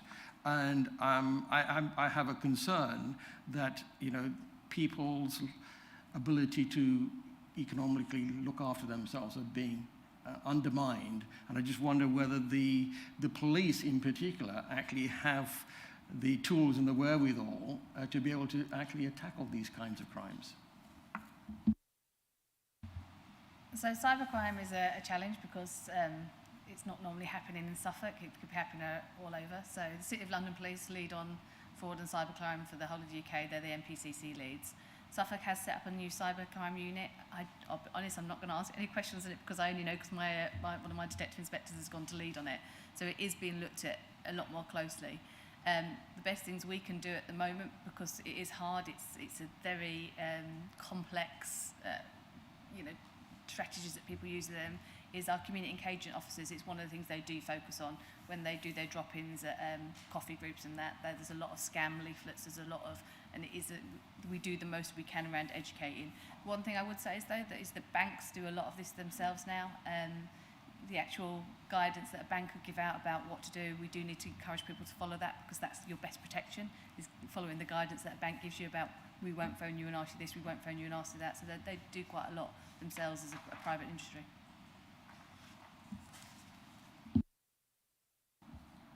Madam Chairman, we'll leave it at that. Okay, thank you. Thank you, Chair. Just a quick one on the CCTV. We seem to spend an awful lot of money on it, and as I've mentioned earlier, the east of the district doesn't seem to get a lot of anything. It seems to be forgotten about most of the time on all sorts of things. But looking at the report on page 49, paragraph 8.55, it talks about 96 incidents have been recorded, leading to 43 arrests.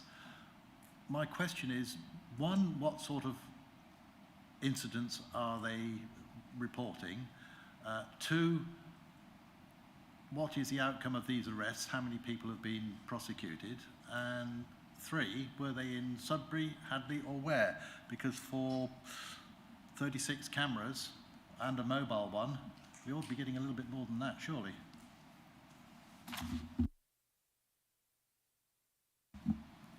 Yeah, I mean, we will be able to provide more information on those, and I'd be happy to share that. But in terms of the incidents that we're picking up, that's all sorts of incidents, whether that be violent crimes, theft, it's whatever gets spotted. So they're the kinds of types of crimes that are being reported. In terms of what happens after the arrest, I don't know the answer to that question. That's something I'll perhaps have a conversation with Janine with afterwards and come back to you. But we are beginning to receive performance reports, which we can share. So I'm happy to do so after this meeting, Councillor, if you would like to see sight of those. Councillor Davis, you want to?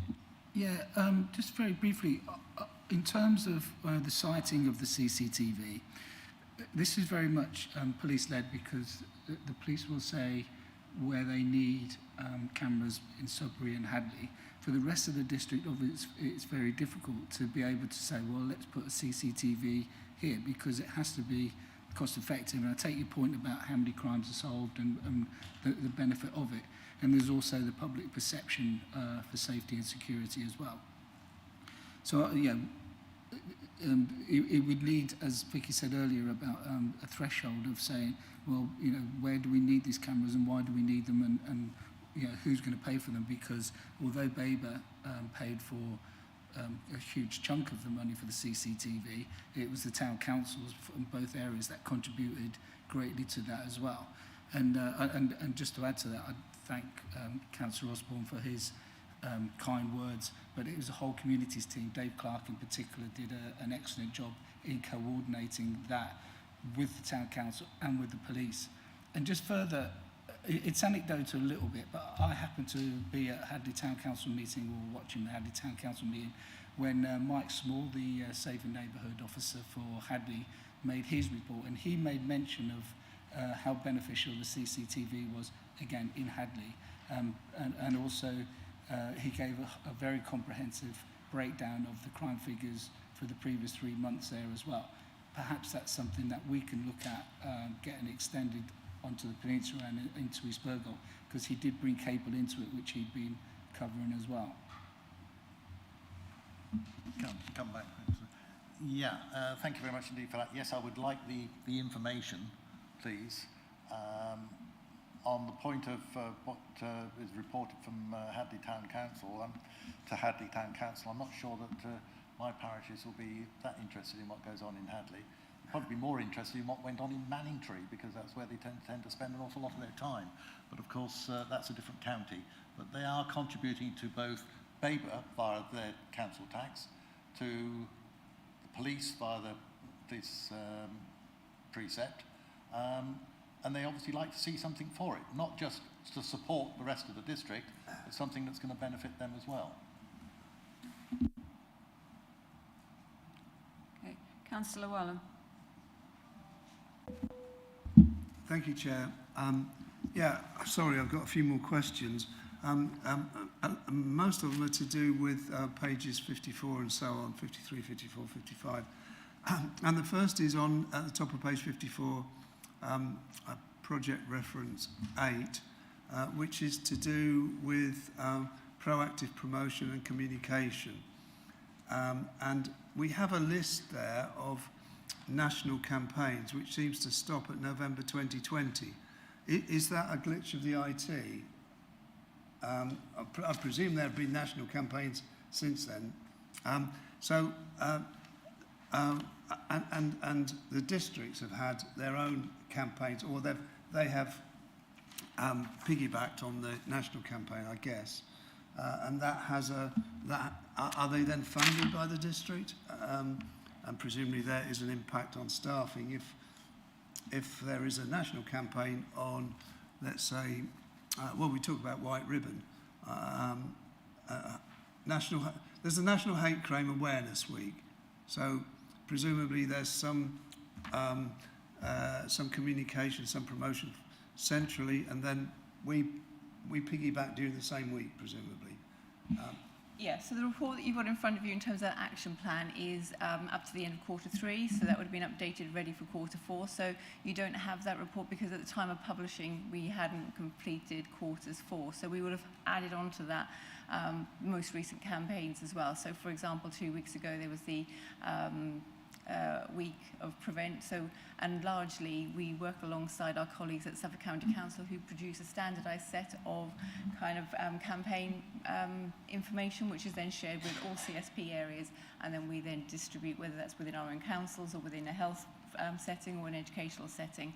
And so yes, we piggyback. So in terms of a lot of the campaigns, we schedule those, particularly if they are, so from a district council's point of view, if they're a CSP priority, we schedule those into our annual service delivery plan, so it becomes core business as usual, and we tend to use the resources and the tools that are created centrally yes, we piggyback on a lot of that, but we tend to try and resource for those campaigns within our kind of core activities, if you like.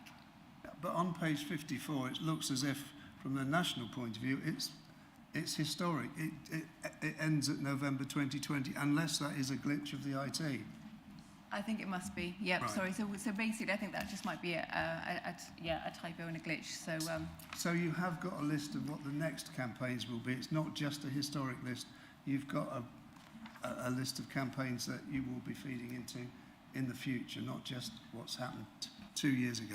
Yeah, no, we have an annual list of campaigns, and they are all aligned to the CS priorities. The police have additional campaigns that they will lead on, and we might have other campaigns that we lead on as well. And what we try to do is, within that list of campaigns, working again with colleagues across the county, we don't just deliver the campaigns, we then do a piece of retrospective work to look at the reach of those campaigns, the impact it might have had, so we can report those back as well. But yes, we have an annual programme. Thank you. Now, still on the same page, we've got in the table, we've got as a heading the lead, and we've got names, and then in the next page, in the next column, we have start date sequence, and in almost every case, we read that the lead is to set the start date, which suggests to me that these things haven't started, and we're relying on quite a small number of people to kick off all of these projects. I'm just a little bit concerned that if we haven't started these projects and we're relying on probably about 5 people across the piece, 5 named people, is it fair on them that they've got to start all this lot off? Or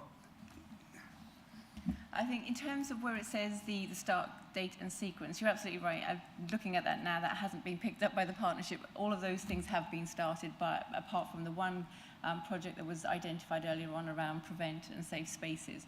So they tend to be ongoing activities, so there will be different start dates for different types of activities. So we need to address that as a partnership, and we can pick that up on Wednesday when we meet next. There are a number of named officers in there, but they are the local authority leads who will then sort of bring back some of those activities to the local authority. So it isn't just those officers that are responsible for delivering those particular programmes, but the wider teams that sit around those individuals. So it's not a set group of 5 officers, it's them. And so, for example, myself and Fran Steen, on behalf of Babergh Mid Suffolk District Council, but I will make use of the whole of my communities team to deliver some of the activities, so it's not just those officers responsible. my last question, you'll be pleased to hear. There's reference to Sudbury CCTV, no reference to CCTV in Mid Suffolk. Presumably everything's working well? I've got no reasons to believe that CCTV in Mid Suffolk isn't working well. Nothing has come onto the radar.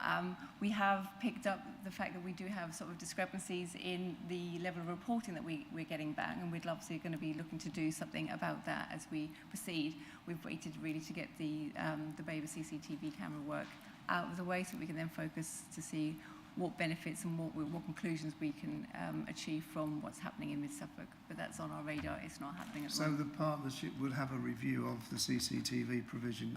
Not the partnership. The reason it's included in here was because we were showing the level of proactivity around ASB and the work that we were doing in Sudbury, so as part of Babergh, and we were contributing and showing the work that we've been doing. So when we do similar work in Mid Suffolk, that's when we will add that in terms of the activity update. But it was more as an update rather than an action for the CSP.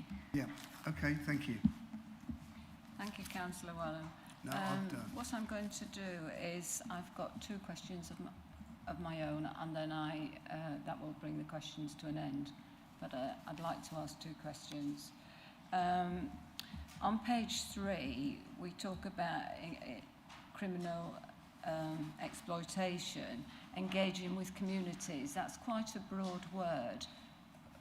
Which communities are you referring to, and how do you engage with them?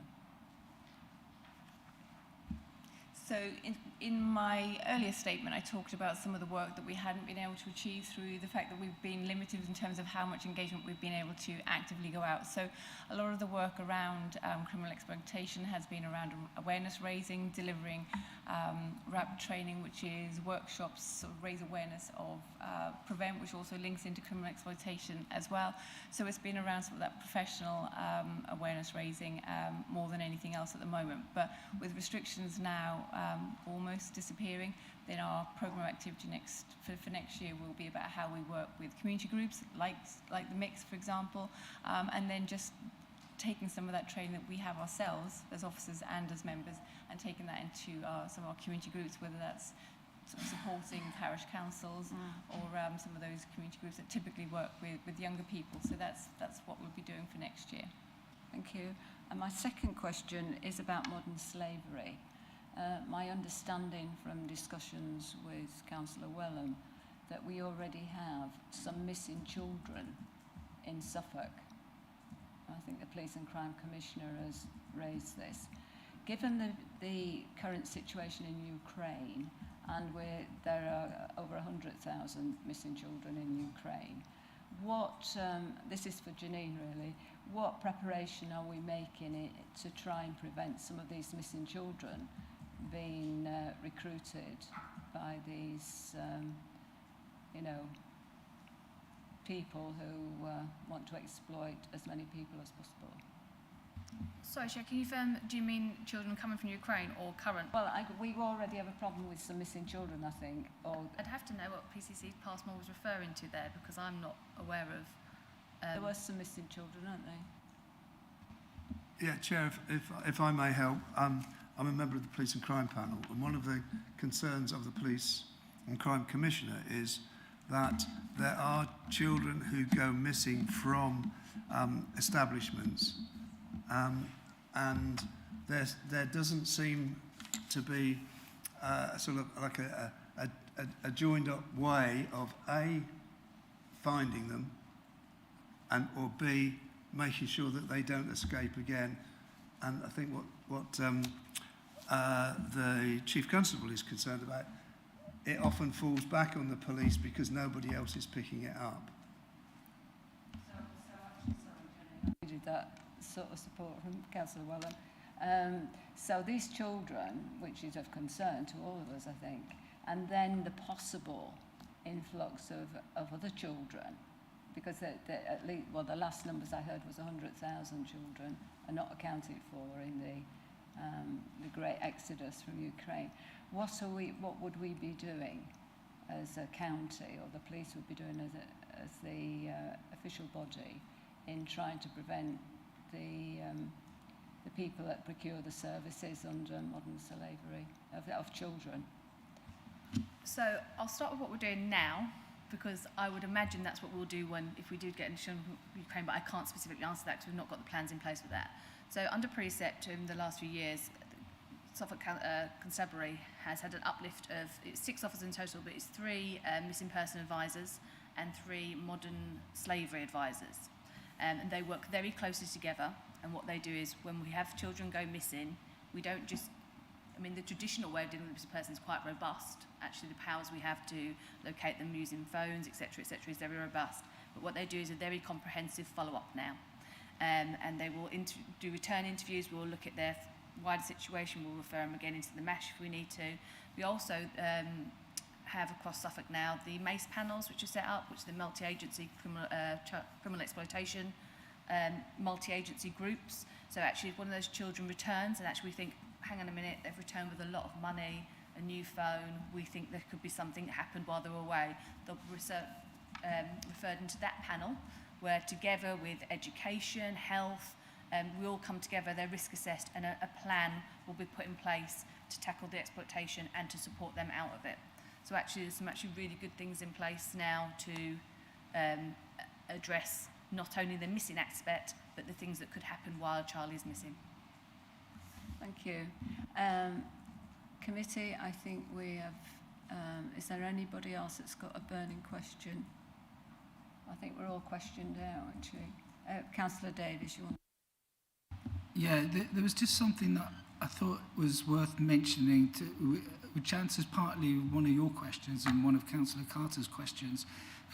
As part of the partnership and the wider working that we have within the communities teams, we have things called domestic abuse champions, and these are councillor officers that are specifically trained up to recognise certain situations and how to deal with them, and that's part of the neighbourhood or neighbours or the community wanting to report, and they may not want to report directly to the police, especially maybe in early incidents, but they can use other avenues to report domestic abuse, which goes back to your community engagement and a little bit about the awareness, you know, to help people who may be in situations of abuse, coercive control, etc. I just thought it was worth mentioning that as part of the training that the partnership has helped introduce. Thank you, Councillor Davis. So we've come to the stage of debate, and at this point I'd like to thank Janine and Vicky, Councillor Davis and Councillor Mansell. If you wish to leave, and I know, Janine, you've got other duties that are calling you, so we're very happy for you. But we want to say thank you very much for the presentation and the report, and thank you for answering our questions. Thank you very much. So the committee has got to decide, do you want to debate before a gap in the proceedings, or would you like a 10-minute break and we come back and debate the issue? I'm sure everybody's ready to go. So can we have a hot? Sorry? So I'm just announcing official break, sorry, for the record, of 10 minutes, and come back at just before 11:30. Thank you very much.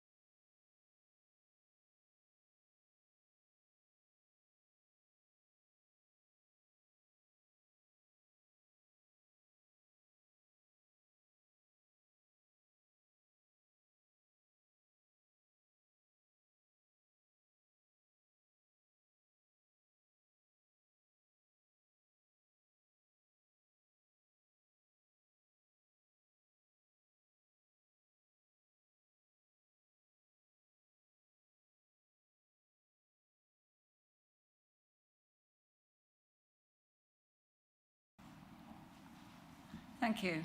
So welcome back, committee. I hope you feel suitably refreshed.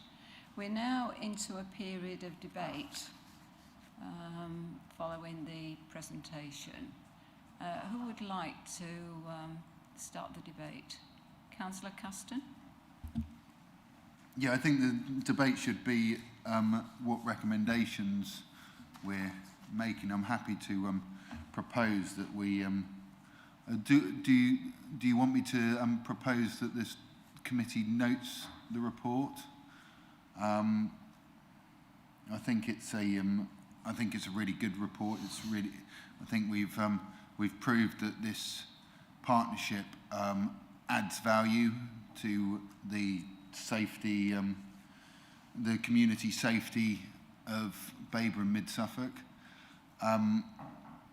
I think it's well produced and it's very informative, and they're doing a lot of good work. I did wonder are we recommending to the partnership?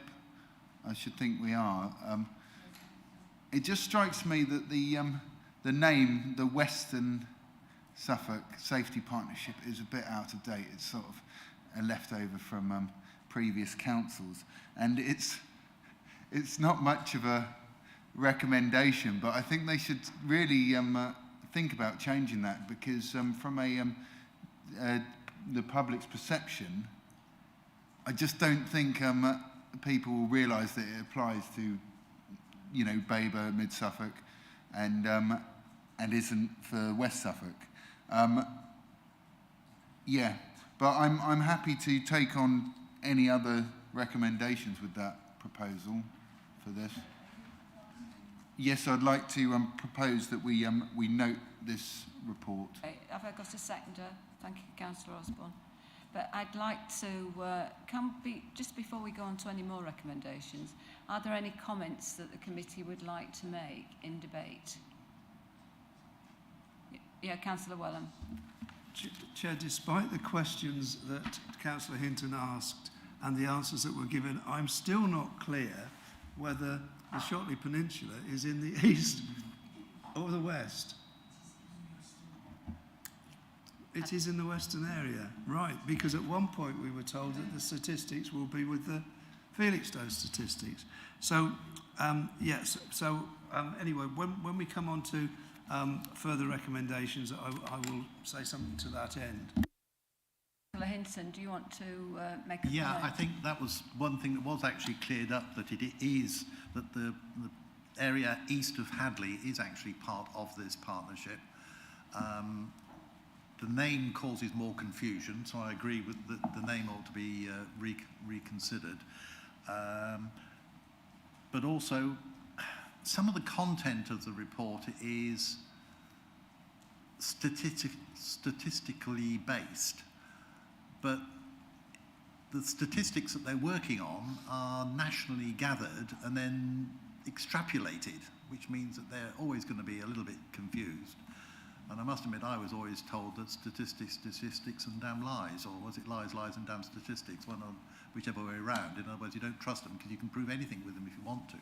I'm not saying that's the case here, but it does rather confuse the issue when figures are extrapolated and then used to formulate policies and actions. So I think that's something that should be looked at a bit more carefully. And if it was a little bit tighter in terms of the boundaries and the name, they could help. Thank you, Chair. Yeah, the name is a really difficult one, but it is the Western Suffolk Community Safety Partnership, not West Suffolk. But yeah, I can see how that causes confusion. But the question would be, what would you replace the name with? Because there's no easy geographical name that comes to my mind that you could actually replace it with to reflect the fact that it covers West Suffolk, Babergh and Mid Suffolk, apart from if you had an extremely unwieldy title of West Suffolk, Mid Suffolk, Babergh Suffolk, etc. So, be careful what you wish for, because you might end up with something that's actually more difficult to comprehend and turns into an acronym which nobody knows what it's about. Well, we have, and there are a lot in this paper as well, which is exactly the point. I was interested in the traffic light scheme, because I think it did show there were 2 or 3 areas where there's a red flag and there needs to be some significant progress on. We did get an update from Vicki that sort of said, well, there is more information to hand, and I think obviously we haven't got quite the latest information to hand when we're discussing this, and that would have been useful because she did elaborate on further work that was being undertaken on the prevent strategy. So I just wondered about whether members from, well, not just this committee, but members Babergh and Mid-Suffolk, it would be a good idea to publish a link to this report, and then when we get that quarter report, update particularly the members of this committee, but I think all members would be interested, because there's clearly on the 2 councils a little bit of a misunderstanding about what it's all about. So the more information we can spread, I think would be useful, because it does highlight the agencies that you need to contact as a councillor, etc., and the ways into the system. So I think spreading the information would be one of the recommendations I would like to see, and also the timing of it. If we are just after another quarter's reporting, but we haven't actually got the physical report in front of us, then perhaps we should consider whether we move that annual review to immediately after the publication of a quarter. Just a few questions there. I actually think there was too much information in that sort of concertina bit of paper that people could not really, it needs to be presented in a simpler form, I think. Kathy, can I just, in relation to that, Kathy, the strategic assessment, is that going to be a public document? I would have to confirm that. I'm not sure. That has been mentioned. I mean, it was mentioned the other day, but it was mentioned today, and it doesn't mean anything to members that are just listening to that information. Where's it coming from, and who's going to produce it, and how often is it going to be produced? Because that recognising that a lot of the assessment of the services was going to be in that report. So I can confirm that there is a strategic assessment updated annually. Right. I will come back to you in terms of whether that is a wholly public document, but certainly we'd be able to come back with information on the key areas in that strategic assessment when that's been completed. Okay. Thank you. Councillor. Thank you, Madam Chairman. Just following up on Councillor Scarf's point regarding the review on pages 53 to 55, that action plan with the red, green and amber, I think less would be more, to put it bluntly. We have, I think, 5 columns there detailing quarterly activities, and if you read through it in detail, you will see there's a lot of repetition. And I believe actually we could just do with 1 column on activity with a really up-to-date status on that. And that would make the report much more concise and more digestible, if I may suggest.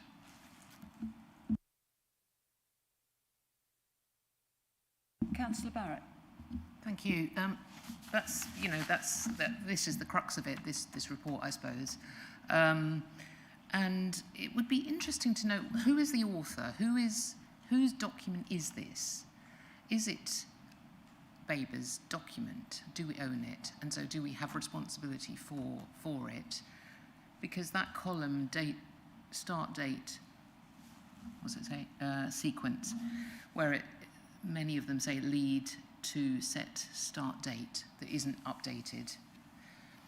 It's difficult to know, well, where do you go back to sort of prod or request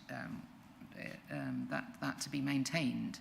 And if that is not constantly being updated, referred to, reviewed, then surely the actions aren't flowing out very, very well. And I guess the point about the just showing the most recent, that's quite achievable, isn't it? Because if these columns were in the right order, they could the screen could be frozen at one stage, and you would just hide the other updates as you go into each new quarter. So it would slide underneath the others. I don't know if you're all familiar with spreadsheets, but that's possible as long as they're in the right order. So is that ownership? I'm not quite clear about. If I could just confirm that the action plan is owned by the partnership board as a whole, and I can see myself that there are some things that need to be updated and will be for the next partnership board. I realise that there's a lag time in terms of those updates and when this report is published.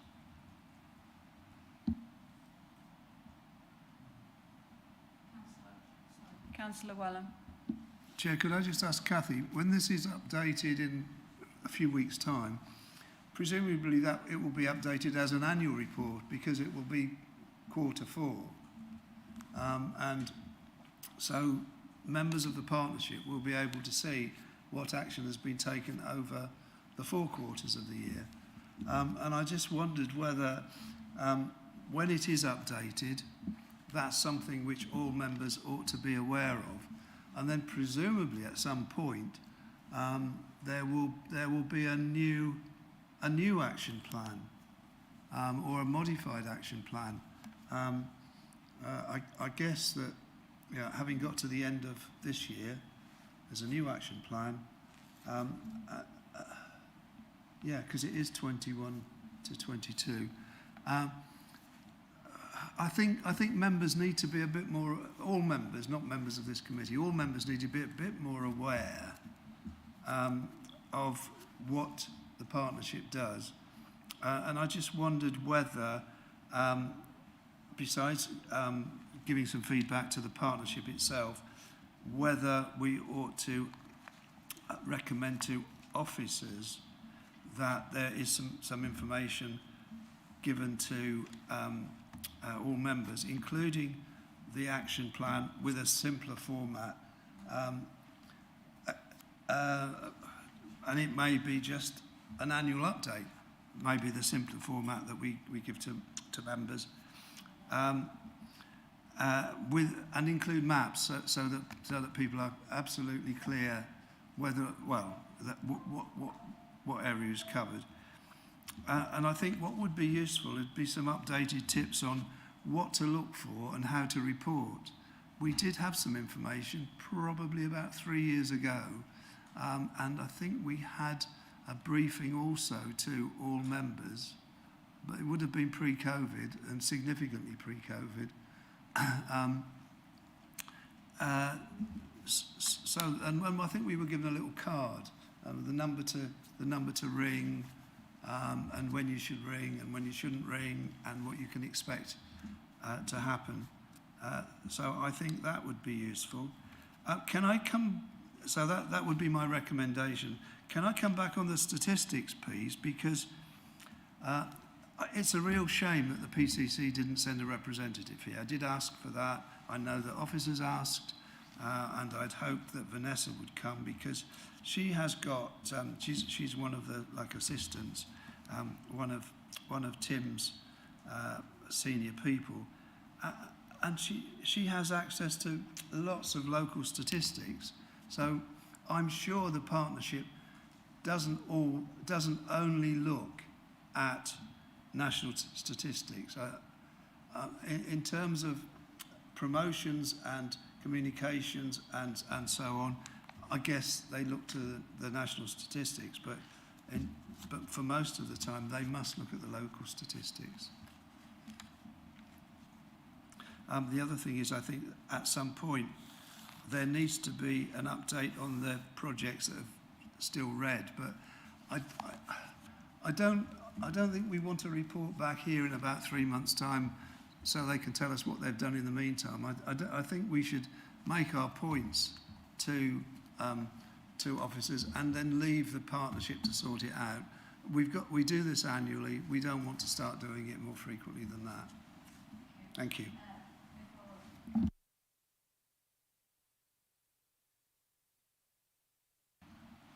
Thank you. One of the second Councillor Epion's point about having more concise data, I would actually say possibly rather than having it on one single chart, it'd be beneficial to have it in 2 or 3 charts. One for previous activities, so always good to be aware of what's happened, even if it's a repeat of what we're doing. Current, and one for future. If I had it in just 3 separate charts when we can see it and know what action points to be aware of, and the future column can actually say the variety or colour coordinated. I would also say that second Councillor Wemmer's point about needing the geographical, the maps, it would be very beneficial will certainly be beneficial to myself. Just be able to see the areas covered. As for the name, you could just call it the partnership. That's one way of doing it. And I'll move on because my final point I was completely flown with the coop, so I'll come back to it. Councillor Caston. Thank you.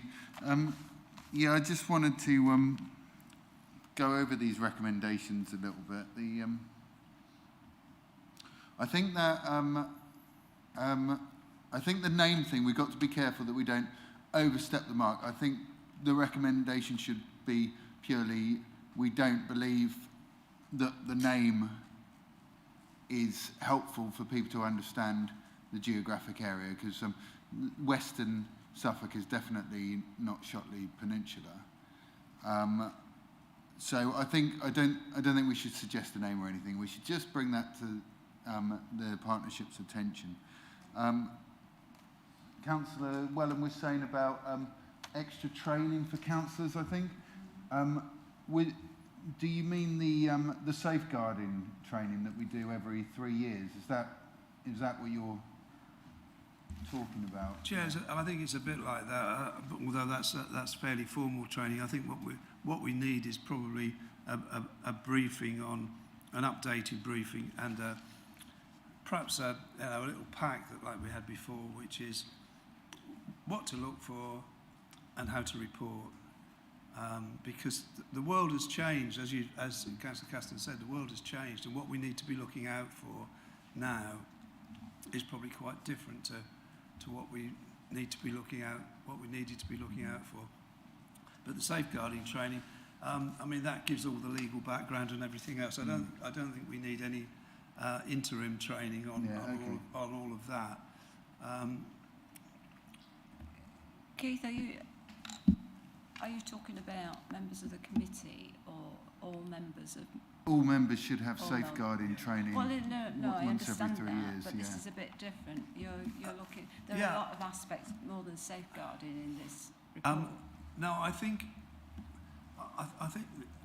every member of the two district councils ought to, in my view, have a bit of an update on what the key issues are and what to look out for in a.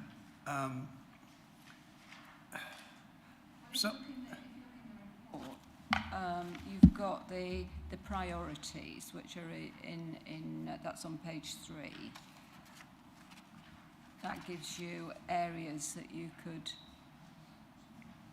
Do you see the headings there? Are you suggesting an update on those headings? No, I think something probably more simple than that. Not,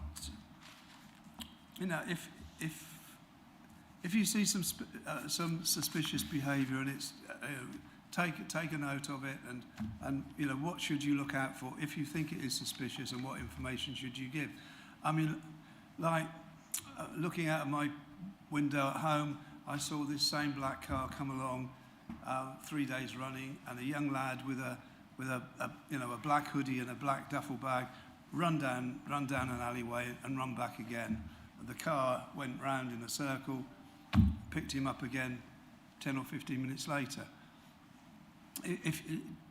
For people to look out for things like that, I mean, that's a fairly obvious example, I guess.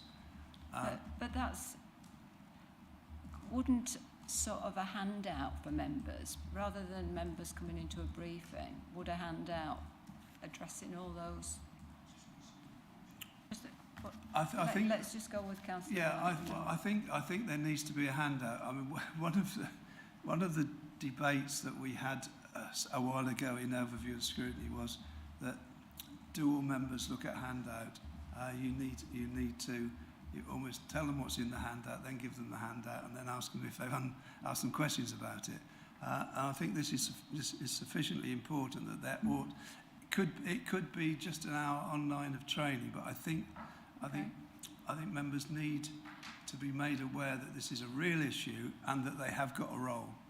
Okay, we're just going to ask Emily before I come to Councillor Carter. Emily. Thank you, Chair, and good morning, committee.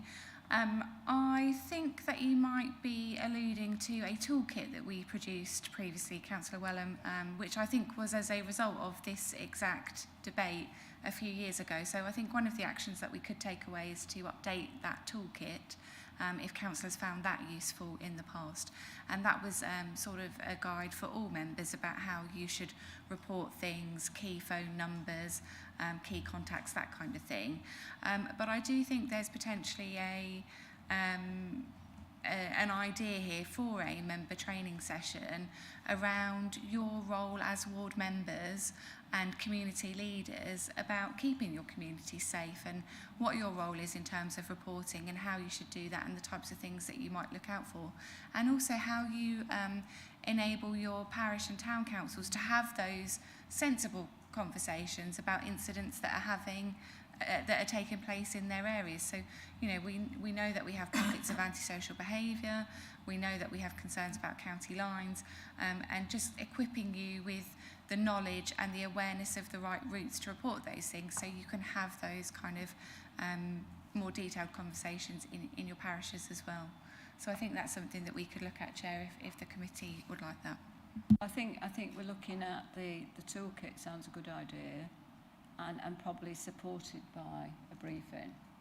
But I think you'd need two things together actually. I think the briefings are excellent, but we're attending a lot of briefings, and it's just another plethora of information. Sorry, Melanie. Councillor Carter, you had your hand up. Thank you. Yes, that actually brought me back to what the final point would have been if I hadn't flown the coop earlier. The mention of a toolkit is great, but what we really need, we have a members area on when we log on to the computer.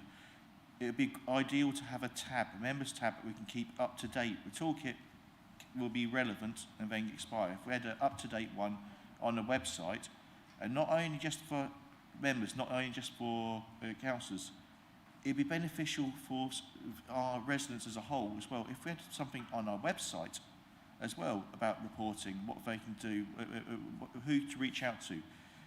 Not that they can reach out to as community leaders, as councillors, but also when reporting to crimes, to different things, what numbers they can use. This is a resource that would be beneficial to everyone, not just councillors. So that's something worth looking into. Cathy, can that be pursued? Absolutely. On the website? Absolutely, yeah. Yeah. I think for and I think we're in a position where we should be influencing parish and town councils as well, and we need that information. Sorry, go to James next. Councillor Castor. I think this is simply we need to be directed in the right place. I'm a bit worried about getting mission creep where officers do work that can be found somewhere else. Okay. And we've got to be very careful as this committee that we don't, we're talking about work within the council now, but we don't create work for the Western Suffolk Safety Partnership when they should be doing their job, which they do really well. So I think if there's a way of doing this that we're not redoing work that we can find somewhere else. I think that's probably the best way of doing it. Yeah, I think the review of the toolkit is a really good idea. That's, you know, that's really important. We talked about Appendix 1, which is quite complicated, but the information is there. So we've got to be really careful that we don't ask for more and more from an organisation that needs to be doing other things, like more, you know, more important work when we've got the information there. But yeah, I totally agree with what's been said, and I'm happy to can we add recommendations. Yeah. Okay, just before we go there, Councillor Barrett. Thank you. Echoing some of the thoughts just heard, I think if I had concerns about criminal activities that I wasn't sure about, I think I'd go onto the police's website rather than the local council. So although it might be useful to have a page on our website signposting people to the correct places, I think really we want to make sure that the information is out there on the places where people are likely to look first in the first place. If that is missing, then we should be influencing that body to ensure that it is covered and it's got to be in a place where it's going to get updated by the people who know what they're talking about very quickly, because things can get out of date very quickly. So if it's on the police website, then I think that is the best place for that information to be, so that they can report through. Also on the training for councillors, we have a lot of training and we don't get very good attendance always, especially if it comes back to face as well. We'll probably see that possibly affected by the need to travel. So I think that training should be within our safeguarding training, because that is a mandatory attendance, and it could be included. A lot of it crosses over anyway, to make sure our residents are safe.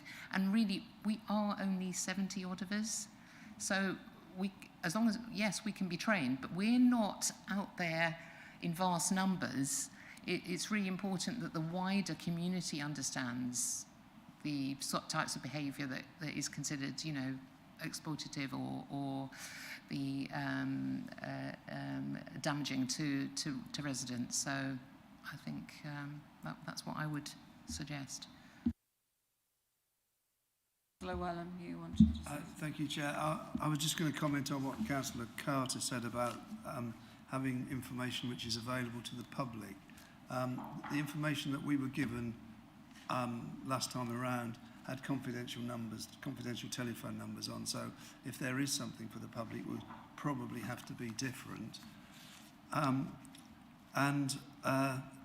While Councillor Barrett's raised a very good point that, we've only got one pair of eyes and there are hundreds of other pairs of eyes out there, but my experience living in a village is if an individual one of the residents has seen something that it looks a bit suspicious, they've usually come to ask me if it really is suspicious. So I think we do need to know a little bit more than the general public, and we are out there. We go to all sorts of places within our patch where we can have a discussion. I remember having a discussion in a retail outlet because a young lad had gone in there to buy something, and when he'd opened his wallet, it was stuffed full of £20 notes. Now, that's a little bit suspicious. A scruffy individual. I'm not saying there's anything wrong with it. I didn't know whether there was anything wrong with it, but I think that's the sort of thing that we need. Somebody needs some guidance on, and in that case, I had a discussion with the retailer, it did turn out that it was somebody who was under suspicion. I think we've got to be very careful though about making assumptions about people. Well, we do have we mustn't make assumptions, but if there is an alarm bell raised by a resident, we need to know what to do with that. Right, we're back to the recommendations. So can we have some, Councillor Ekbuno? Thank you. Well, I understand where Councillor Wellham is coming from, and I definitely sympathise with Councillor Barrett's point. But I would have to say that in my experience, if there's an issue, And for example, in Stowmarket, we've had some issues with county lines. I can assure members and officers that people do ring me up and say, well, you know, what's being done about this? And I make this a suitable follow-up. I mean, obviously leave it to the organisations and officers with the expertise and responsibility to basically look into it and hopefully come to a resolution. Although sometimes these things do take quite a while to become resolved. So I do think we have a duty of care to understand how we deal with these situations, even if it is just being the messenger and acting as an interlocutor between, you know, the agencies that are dealing with the problem and the people who've raised the problem or experiencing the problem. So there is that. I think the one thing I would say about this report is that it is extensive. I wouldn't like to say whether it's entirely comprehensive or not, because in my view, given the points I made earlier, I don't think it is comprehensive enough. But I don't particularly like the structure of it. I think it's too bitty. And we ought to be looking at these in the silos to which it has defined itself in terms of priorities. And also, I do believe that a lot of the data that's being presented could be better presented. And I think there's better analysis that could be done that would make it much easier for councillors reading this report to actually understand where the real pinch points are and where the thrust of activity ought to be. And I don't see that from this report. So I would encourage some work to be done on that front. Yeah, thank you. I think you will have noticed that the difference between last year and this year was that Councillor Wellham and I agreed that we wanted less people presenting. Because of the years, there's been many people giving their viewpoint, and that gets confusing. So we tried to condense the report this time. But Councillor Caston, we can start off with, we need some more recommendations, so start off with your recommendation, please.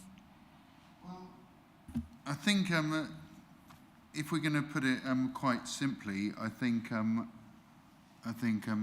Councillor Ekpenyong just did it very, very well. The report in future could be simplified and I can't remember the exact words you used, but more concise.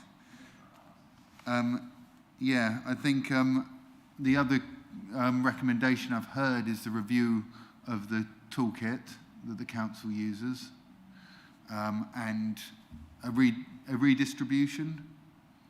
Sorry.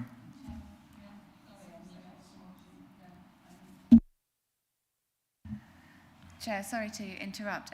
I've been typing some suggested recommendations as you've been speaking, so I'll read them out if that's okay. I've got 5 from the discussion that you've had. So firstly, that the comments made by the committee regarding the name of the partnership and the format of the action plan be reported back to the crime partnership, that the reporting toolkit for all members be updated and circulated, that a training session be held for all members to ensure that all councillors have knowledge and awareness of their role in respect of identifying and reporting crime and safety issues in their area and are able to support their town and parish councils when discussing crime and safety, that a simplified version of the action plan is circulated to all councillors with the ONS Chair's report to full council on this item, and to review the timing of the WSCSP report based on the meeting cycle of the partnership and ensuring that the most up-to-date position is reported.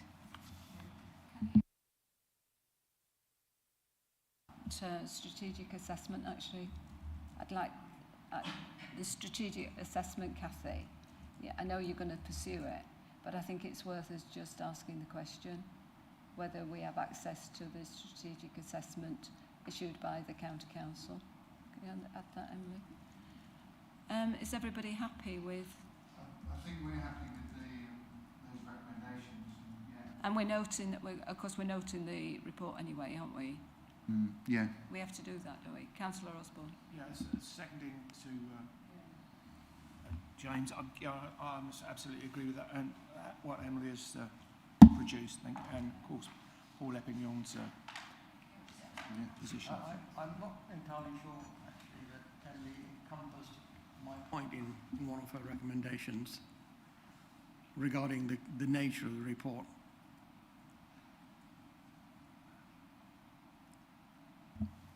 Chair, if I may, I was thinking that actually as I read out number 5, that I hadn't captured the rationalisation of the report, shall we say, and more of a strategic focus instead of the level of detail that we've had. So if we incorporate that into recommendation 5 to say that we'll not only review the timing, but also condense the information provided in the report. Does that work? Well, it sort of works. Condense wouldn't be the word I had in mind, but I mean, you need a more concise report with better analysis of the data.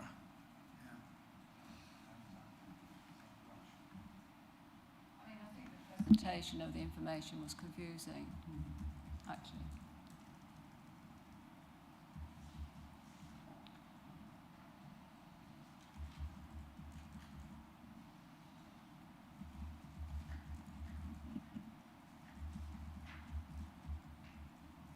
Who's taking that? Are you taking it down, Henriette? Okay. Councillor Carter. Regards the updates and distribution with the councillors, I did wonder if we could keep that updated and keep that live rather than just a one-off regards to the numbers and that lot. Regardless if it's on a tab or just an email update, if any changes in the future occur to ever process the update sheet, the update card, could that be a live one rather than just one this year and then on the following meeting for it to be requested again? Could that just be kept fluid as it is, in a way? Isn't that a lot of work for somebody in the plethora of information that has to go out from the council or from officers? Is that an onerous task? Are we asking too much? I think inevitably the information is going to change, probably 1 year to the next. So, I mean, I would suggest that if we were going to issue some sort of physical card, that there would need to be an online version for you where you got updates, at least a couple of times a year. Thank you. Although obviously the digital version will be much more that would be much more up to date. That's the problem with cards, is they get out of date very quickly. But I understand also how useful it can be. But the problem with all the stuff that we do as members is it depends what our interest in is as a member, and so it could be a very limited group of people that are looking for that update. Councillor. I completely understand what Councillor Carter's saying there, and I think that would be useful, but with the amount of value that this committee brings to the partnership, I don't think it's worth doing, personally. I think if this committee had brought a huge amount of value to the partnership, or I think that would be important. But we do have officers on that partnership dealing with this, and we do look at this once a year, which I think is completely appropriate to what it is and how much value we can add to it. So I'm not too keen on that recommendation. I think we're doing this the right amount of time, once a year, and with officers in place on that partnership and members as well, very, in very important positions. I think we're dealing with that exactly like we should. Yeah, thank you, Madam Chair. I absolutely agree with Councillor Caston. I think that's the right way to go. And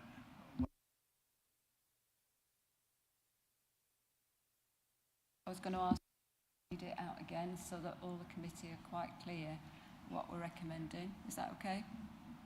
Thank you. Thank you, Chair. So in terms of that recommendation 5, So after the review of the timing of the report, so still being an annual report, but making it fit better into the pattern of meetings that the partnership actually undertakes, we would add to review the format of the report to ensure that the information is clear, concise, and has a strategic focus. With regards to the publication of a toolkit and actually any guidance that we produce for councillors, it is placed on the information library in your members area. So whenever we produce something, we also would put a digital copy in that members area for you. Obviously, there is a task with trying to keep all of that information up to date, and inevitably some of it will go out of date at any point in time. But we're always happy if a councillor notices that something has fallen out of date, just let committee services know and we'll arrange with the relevant officers to get that updated. So if we haven't periodically updated something, then we can do that on request. So we would put the toolkit into that members library as well. Okay. Recommendations. Henrietta, have you got all of those down? Yes, Chair, I have. And I've just got logged out. On the training, are we saying a bespoke training, particularly about this, in addition to the safeguarding? Would you like me to read that recommendation again? I think that the training session is to be held for all members to ensure all council have knowledge and awareness of the role and respect of identifying and reporting crime and safety issues in the area, and are able to support their town and parish councils when discussing crime and safety. So, yes. And the separate ones? Yes. Yes. I think in terms of the delivery of that session, we'd look at whether that was best tied in with a safeguarding session, for example, or perhaps tied in with a wider briefing around, PCC briefing, something like that. So we'd look at making it a really valuable session and obviously advertising that to members. And we'd also look at the format. It doesn't necessarily need to be a briefing style, it could be e-learning. We're always looking at different mechanisms to impart knowledge. So we would work with the member development working group, take their thoughts, and then create that training package around that need. Which this training, and there's another training that's about safety of residents, and there's a little bit of a blurring of lines. So perhaps a bit. It probably would be useful to attach it to the Police and Crime Commissioner review. I reckon. Yeah, good idea.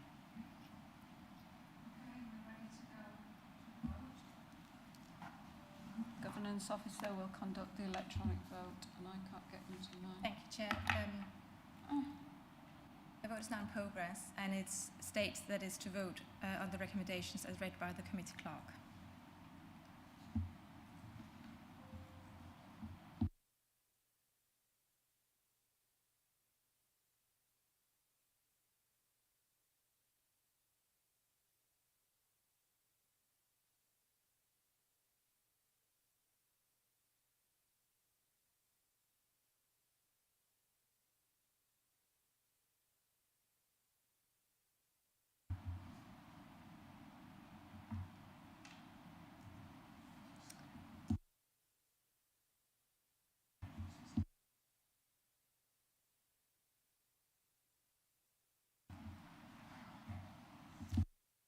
Councillor McLaren, may I take your vote verbally? 4.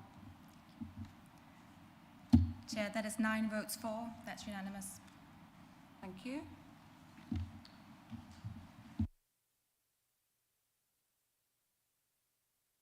Appreciate your tolerance.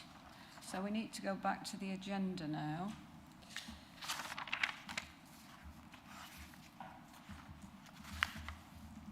Which is item 3 on the agenda, which is to confirm the minutes of the joint meeting held on the 21st of the 20th, of December 2021, JOS/21/24. Now, are there any comments on the accuracy of the minutes? This is a Babergh one, or is it a Babergh one? No, is that a joint? Well, it's joint, sorry, yeah. Any points regarding the accuracy of the minutes?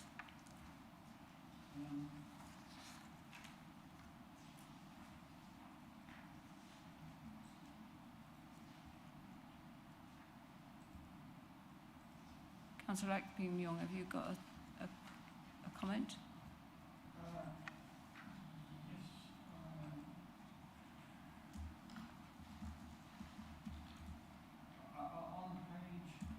So I have two comments. Thank you. I have two comments. One is regarding point 15.8.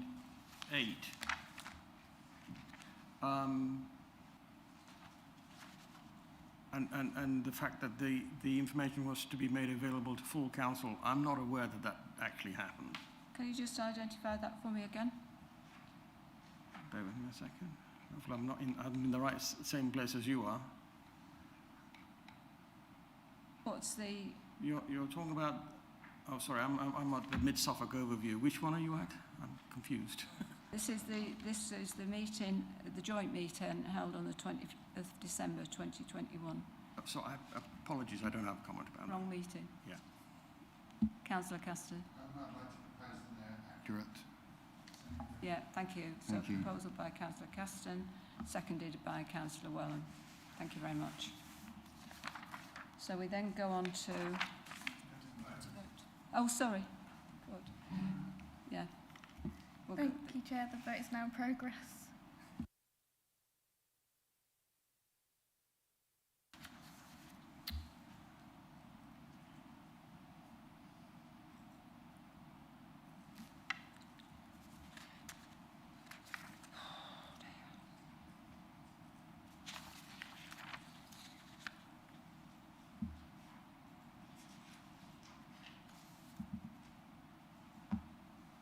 Councillor McLaren, may I take your vote verbally, please? That is 7 votes for and 2 abstentions. That's carried. Thank you. So we now go on to item 4, which is BOS/21/04 to confirm the Babergh minutes of the meeting held on the 17th of January.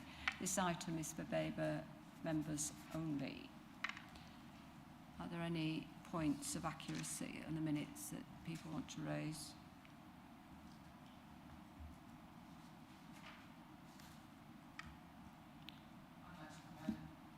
I'd like to propose that they are approved. Thank you, Councillor Barrett. Seconded by Councillor Osborne. Thank you very much.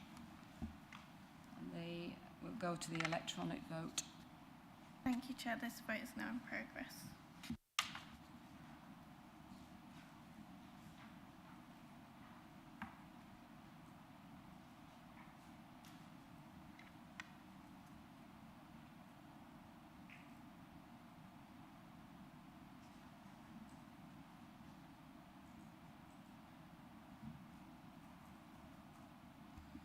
Councillor McLaren, may I take your vote verbally, please?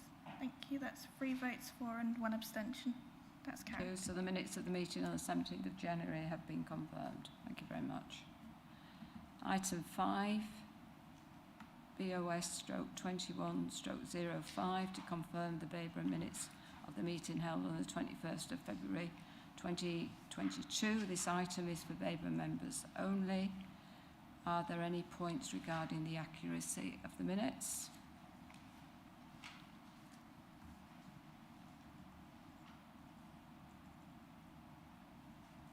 Can I have a proposer, please? Councillor Osborne. I'll have to, there's only me left, so I will second that. As Councillor Barrett was there in a different capacity. Thank you. Chair, the vote is now in progress.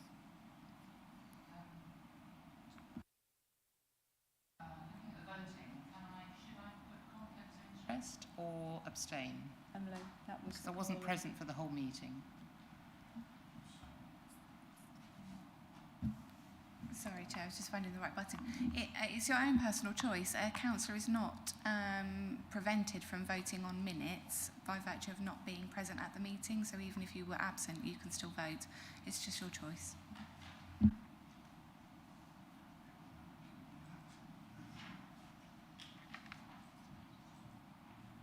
Are we... May I take your vote verbally, Chair? Yes, for Bethany. That's 2 votes for and 2 abstentions.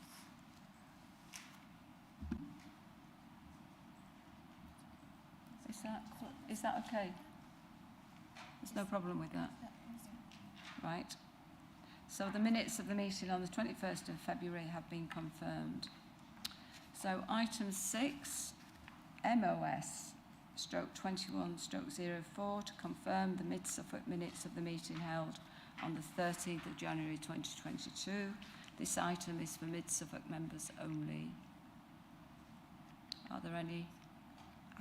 Right, Councillor Ekpinion. In item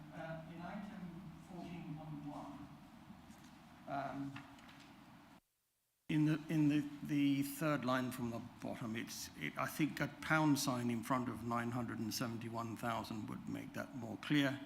And in this next line down where it says no raise, I think that word should be rise. And then in 14.6, I think on the first line, where it says Councillor Scarf questioned the risk that a savings programme would, I think the word for should be deleted. I think there's and in 14.7, I don't believe the comment attributed to Councillor Whitehead in response to my query is the answer to my query, in fact. At least I'm not entirely sure that it is. What would you like there in its place? Well, I don't recall what Councillor Whitehead, if that's what Councillor Whitehead did really say, then he didn't answer my question. But that doesn't make it an inaccurate record, does it? That was what was recorded.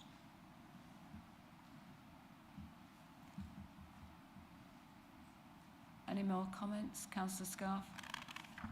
Yeah, thank you, Chair. Page 27. 14.12, which says Councillor Scarf suggested that the Overview and Scrutiny Committee note the budget and asked the Cabinet to note comments that the committee had made. Presented information should be given ahead of the meeting. Don't really give a true picture of that. I think it was the format of the presentation to that meeting. We had a PowerPoint imposed upon us at no notice at all, and that was really what it was referring to. The information was useful, but we were then going to take a very long time looking at the budget, which we did do, and if that information had been presented before, that would have been more useful, so we didn't have to go through it on the day, because I think the impression was it was designed perhaps to limit questions from members on the day, if that clarifies. So I think... Anything you would like to suggest as an alternative to that? I think if we say presented information should be given ahead of the meeting, and Councillor Scarf questioned the format, the style of presentation at the meeting, perhaps that would cover it, that's all. Have you got that, Bethany? Oh, you're doing it. Yeah. Okay. Yes, Chair. Any more comments on the accuracy of the minutes? Can I have a proposer, please? From Mid-Suffolk, Councillor Ekpinion, a seconder, Councillor Scott. The Governance Officer will now conduct the electronic vote.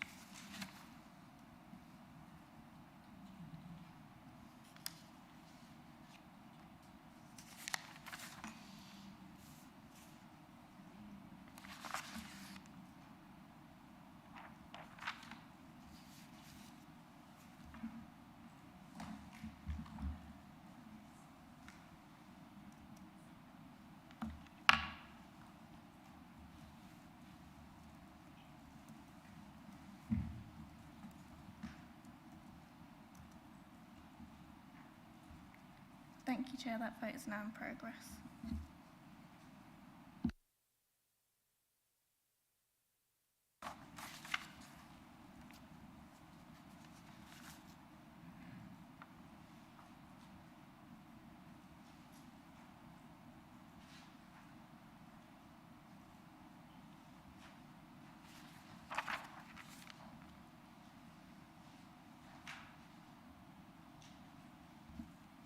That is 4 votes for and 1 abstention. That's carried. Thank you. So the minutes of the meeting on the 13th of January 2022 for Mid-Suffolk Overview and Scrutiny Committee have been confirmed.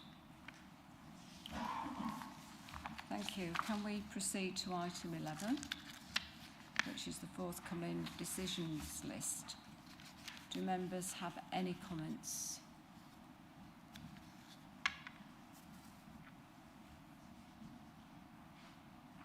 No comments? Councillor Barrett. Sorry, are we on item 12?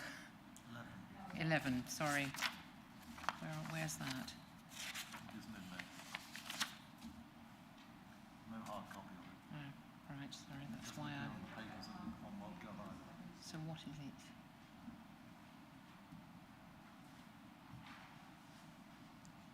Where is it then? Not sure it is.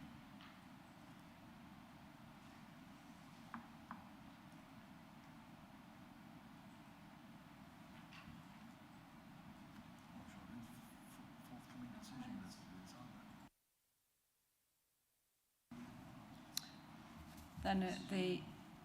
Then the paper is for noting. Yes.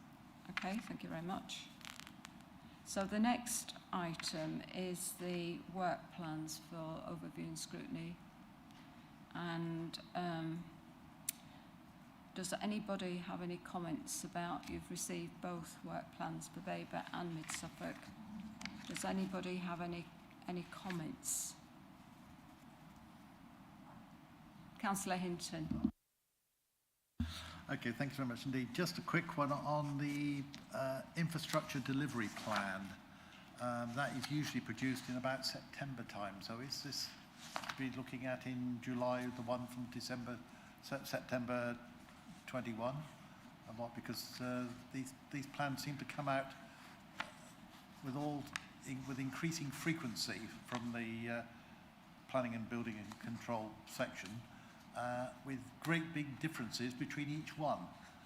For instance, multi-million-pound projects can disappear off one and appear in another, or not appear in one and disappear to somewhere else.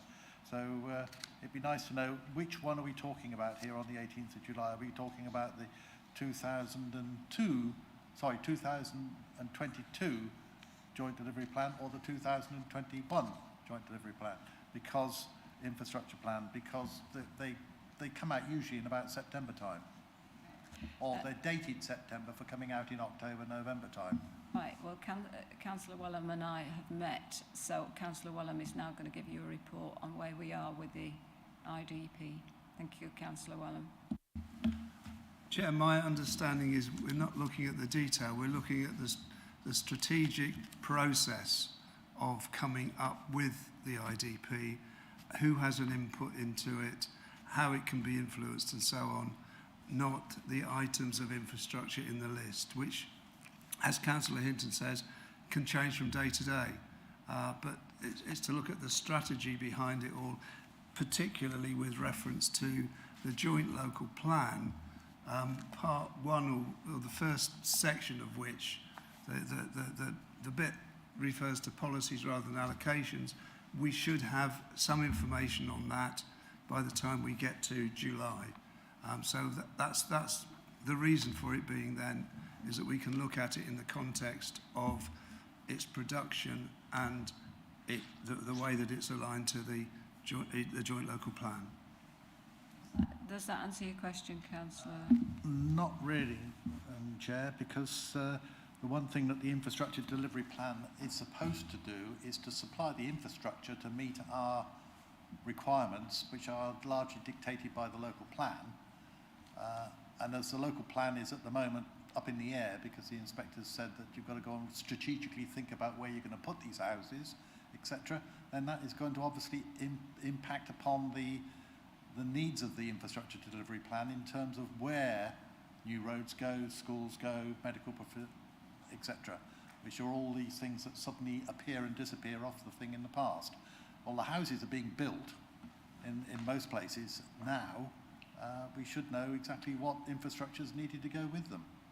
So it should be a much more detailed, not just the process, but should have something in there, because we all know how long it takes for anything to do with infrastructure to be delivered.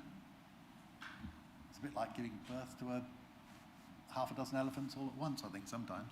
Well, Keith and I met with Tom Barker and Christine Thurlow. I mean, I personally am wanting something even a bit more basic than that. I think many members do not understand the process of the infrastructure delivery plan and what the sort of the route goes when a planning application has been put into the planning department and what happens after that. And so we're discussing that in detail. But this meeting has been delayed. It was supposed to be earlier on in the work plan, wasn't it? Yeah, Chair, if I may, I think what Councillor Hinton wants to do is to understand how a particular development may affect a particular piece of infrastructure and vice versa.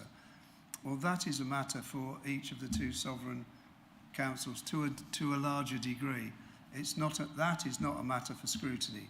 What is a matter for scrutiny is to make sure the right things are being taken into account, and the right people are being involved, and the right decision making, not the specific decisions, but the right way of going about the decision making has been adopted.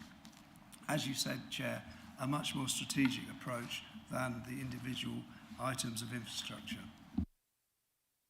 Chairman, yeah, that's all very well talking about scrutiny there, but this document forms an integral part of the lodge of documents that form the local plan, the joint local plan. And it does actually say delivery on there. So there should be some sort of specifics as to where the houses are being built and so forth within that discussion mechanism. Well, I think that's probably not for this committee. You need to... No, I understand that. The last 3 versions of it have come out. Nobody's looked at it. Okay. Well, can you leave that with us, and then it will come up in the work plan. Okay. The work plan, Councillor. Chair, just very briefly, on the 25th of April, the work planning, I think, is going to be a non-formal workshop rather than part of the formal meeting. So in that regard, I think it needs to be removed from the work plan, but not removed from our work, if you see what I mean. A more appropriate... Not removed from our diaries. Yeah. But actually, you agreed that before the meeting, didn't you, with Emily? Yeah. So it's a separate thing. We have to review the draft empty homes policy, and that was the only place that could go. But while you're here for the meeting, then we need to do some training and empowering and enabling committee members with working on being on the committee itself. Have we got any more? Councillor Barrett. Sorry, can I just check with you? We've got draft empty homes policy. Is that looking at a specific development of a policy to how we reallocate homes? We've often looked at voids and the amount of time that voids have taken to be turned round and reallocated to families. So can I just ask? Chair, this isn't to do with voids in our own council homes. It's more to do with empty homes which are probably privately owned but have remained empty for a while, and the process for encouraging the owners to bring them back into use. It's related to an earlier paper that came to us and it wasn't heard within the work plan. That's right, isn't it? Justin King wrote that.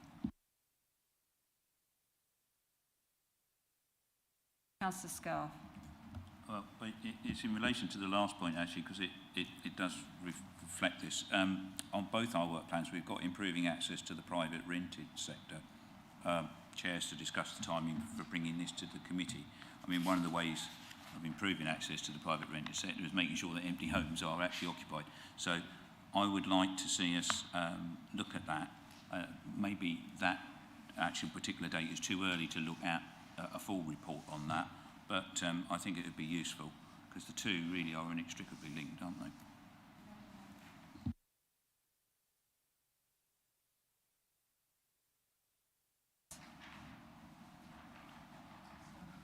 Councillor Sorry, Barrett. just on that same point, will that include then looking at the sort of the increase that would be charged on an empty property after 10 years of being empty, where it should go to 300% council tax? Can anybody answer, an action that answer that question? Councillor Wellham. Chair, I'm not sure that we need to bring that into our policy, but it is something to bear in mind. That's a little bit like the stick, but we're looking more at the carrot, I think, on what we as two councils can do to encourage people to bring unused homes into use.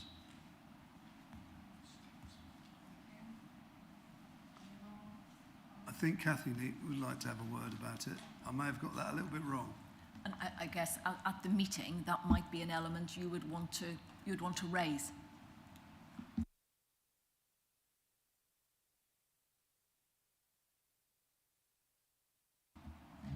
Any more comments on the work plan?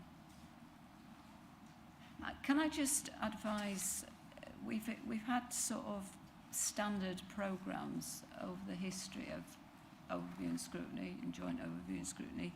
I would welcome, Keith and I would welcome where members feel very strongly about a certain service or they feel the need to scrutinise something. We have a broad remit, and I would welcome, you to recommend subjects to us, wouldn't we? Yeah, absolutely, Chair, and I think that is part of the purpose, or even the main purpose, of the work plan planning on the non-formal part of the meeting that we have on the 25th of April. Yes, I think we need to be a bit more innovative in the subjects that and the things that we look at. So if you'd like to bear that in mind. Well, committee, thank you very much for your patience this morning. It's been a long meeting. The work plans are for note in Bethany, just for the record, but I would like to conclude the meeting. The next joint overview and scrutiny committee meeting will be on Monday, the 25th of April, 2022 at 9:30 a.m. Thank you very much.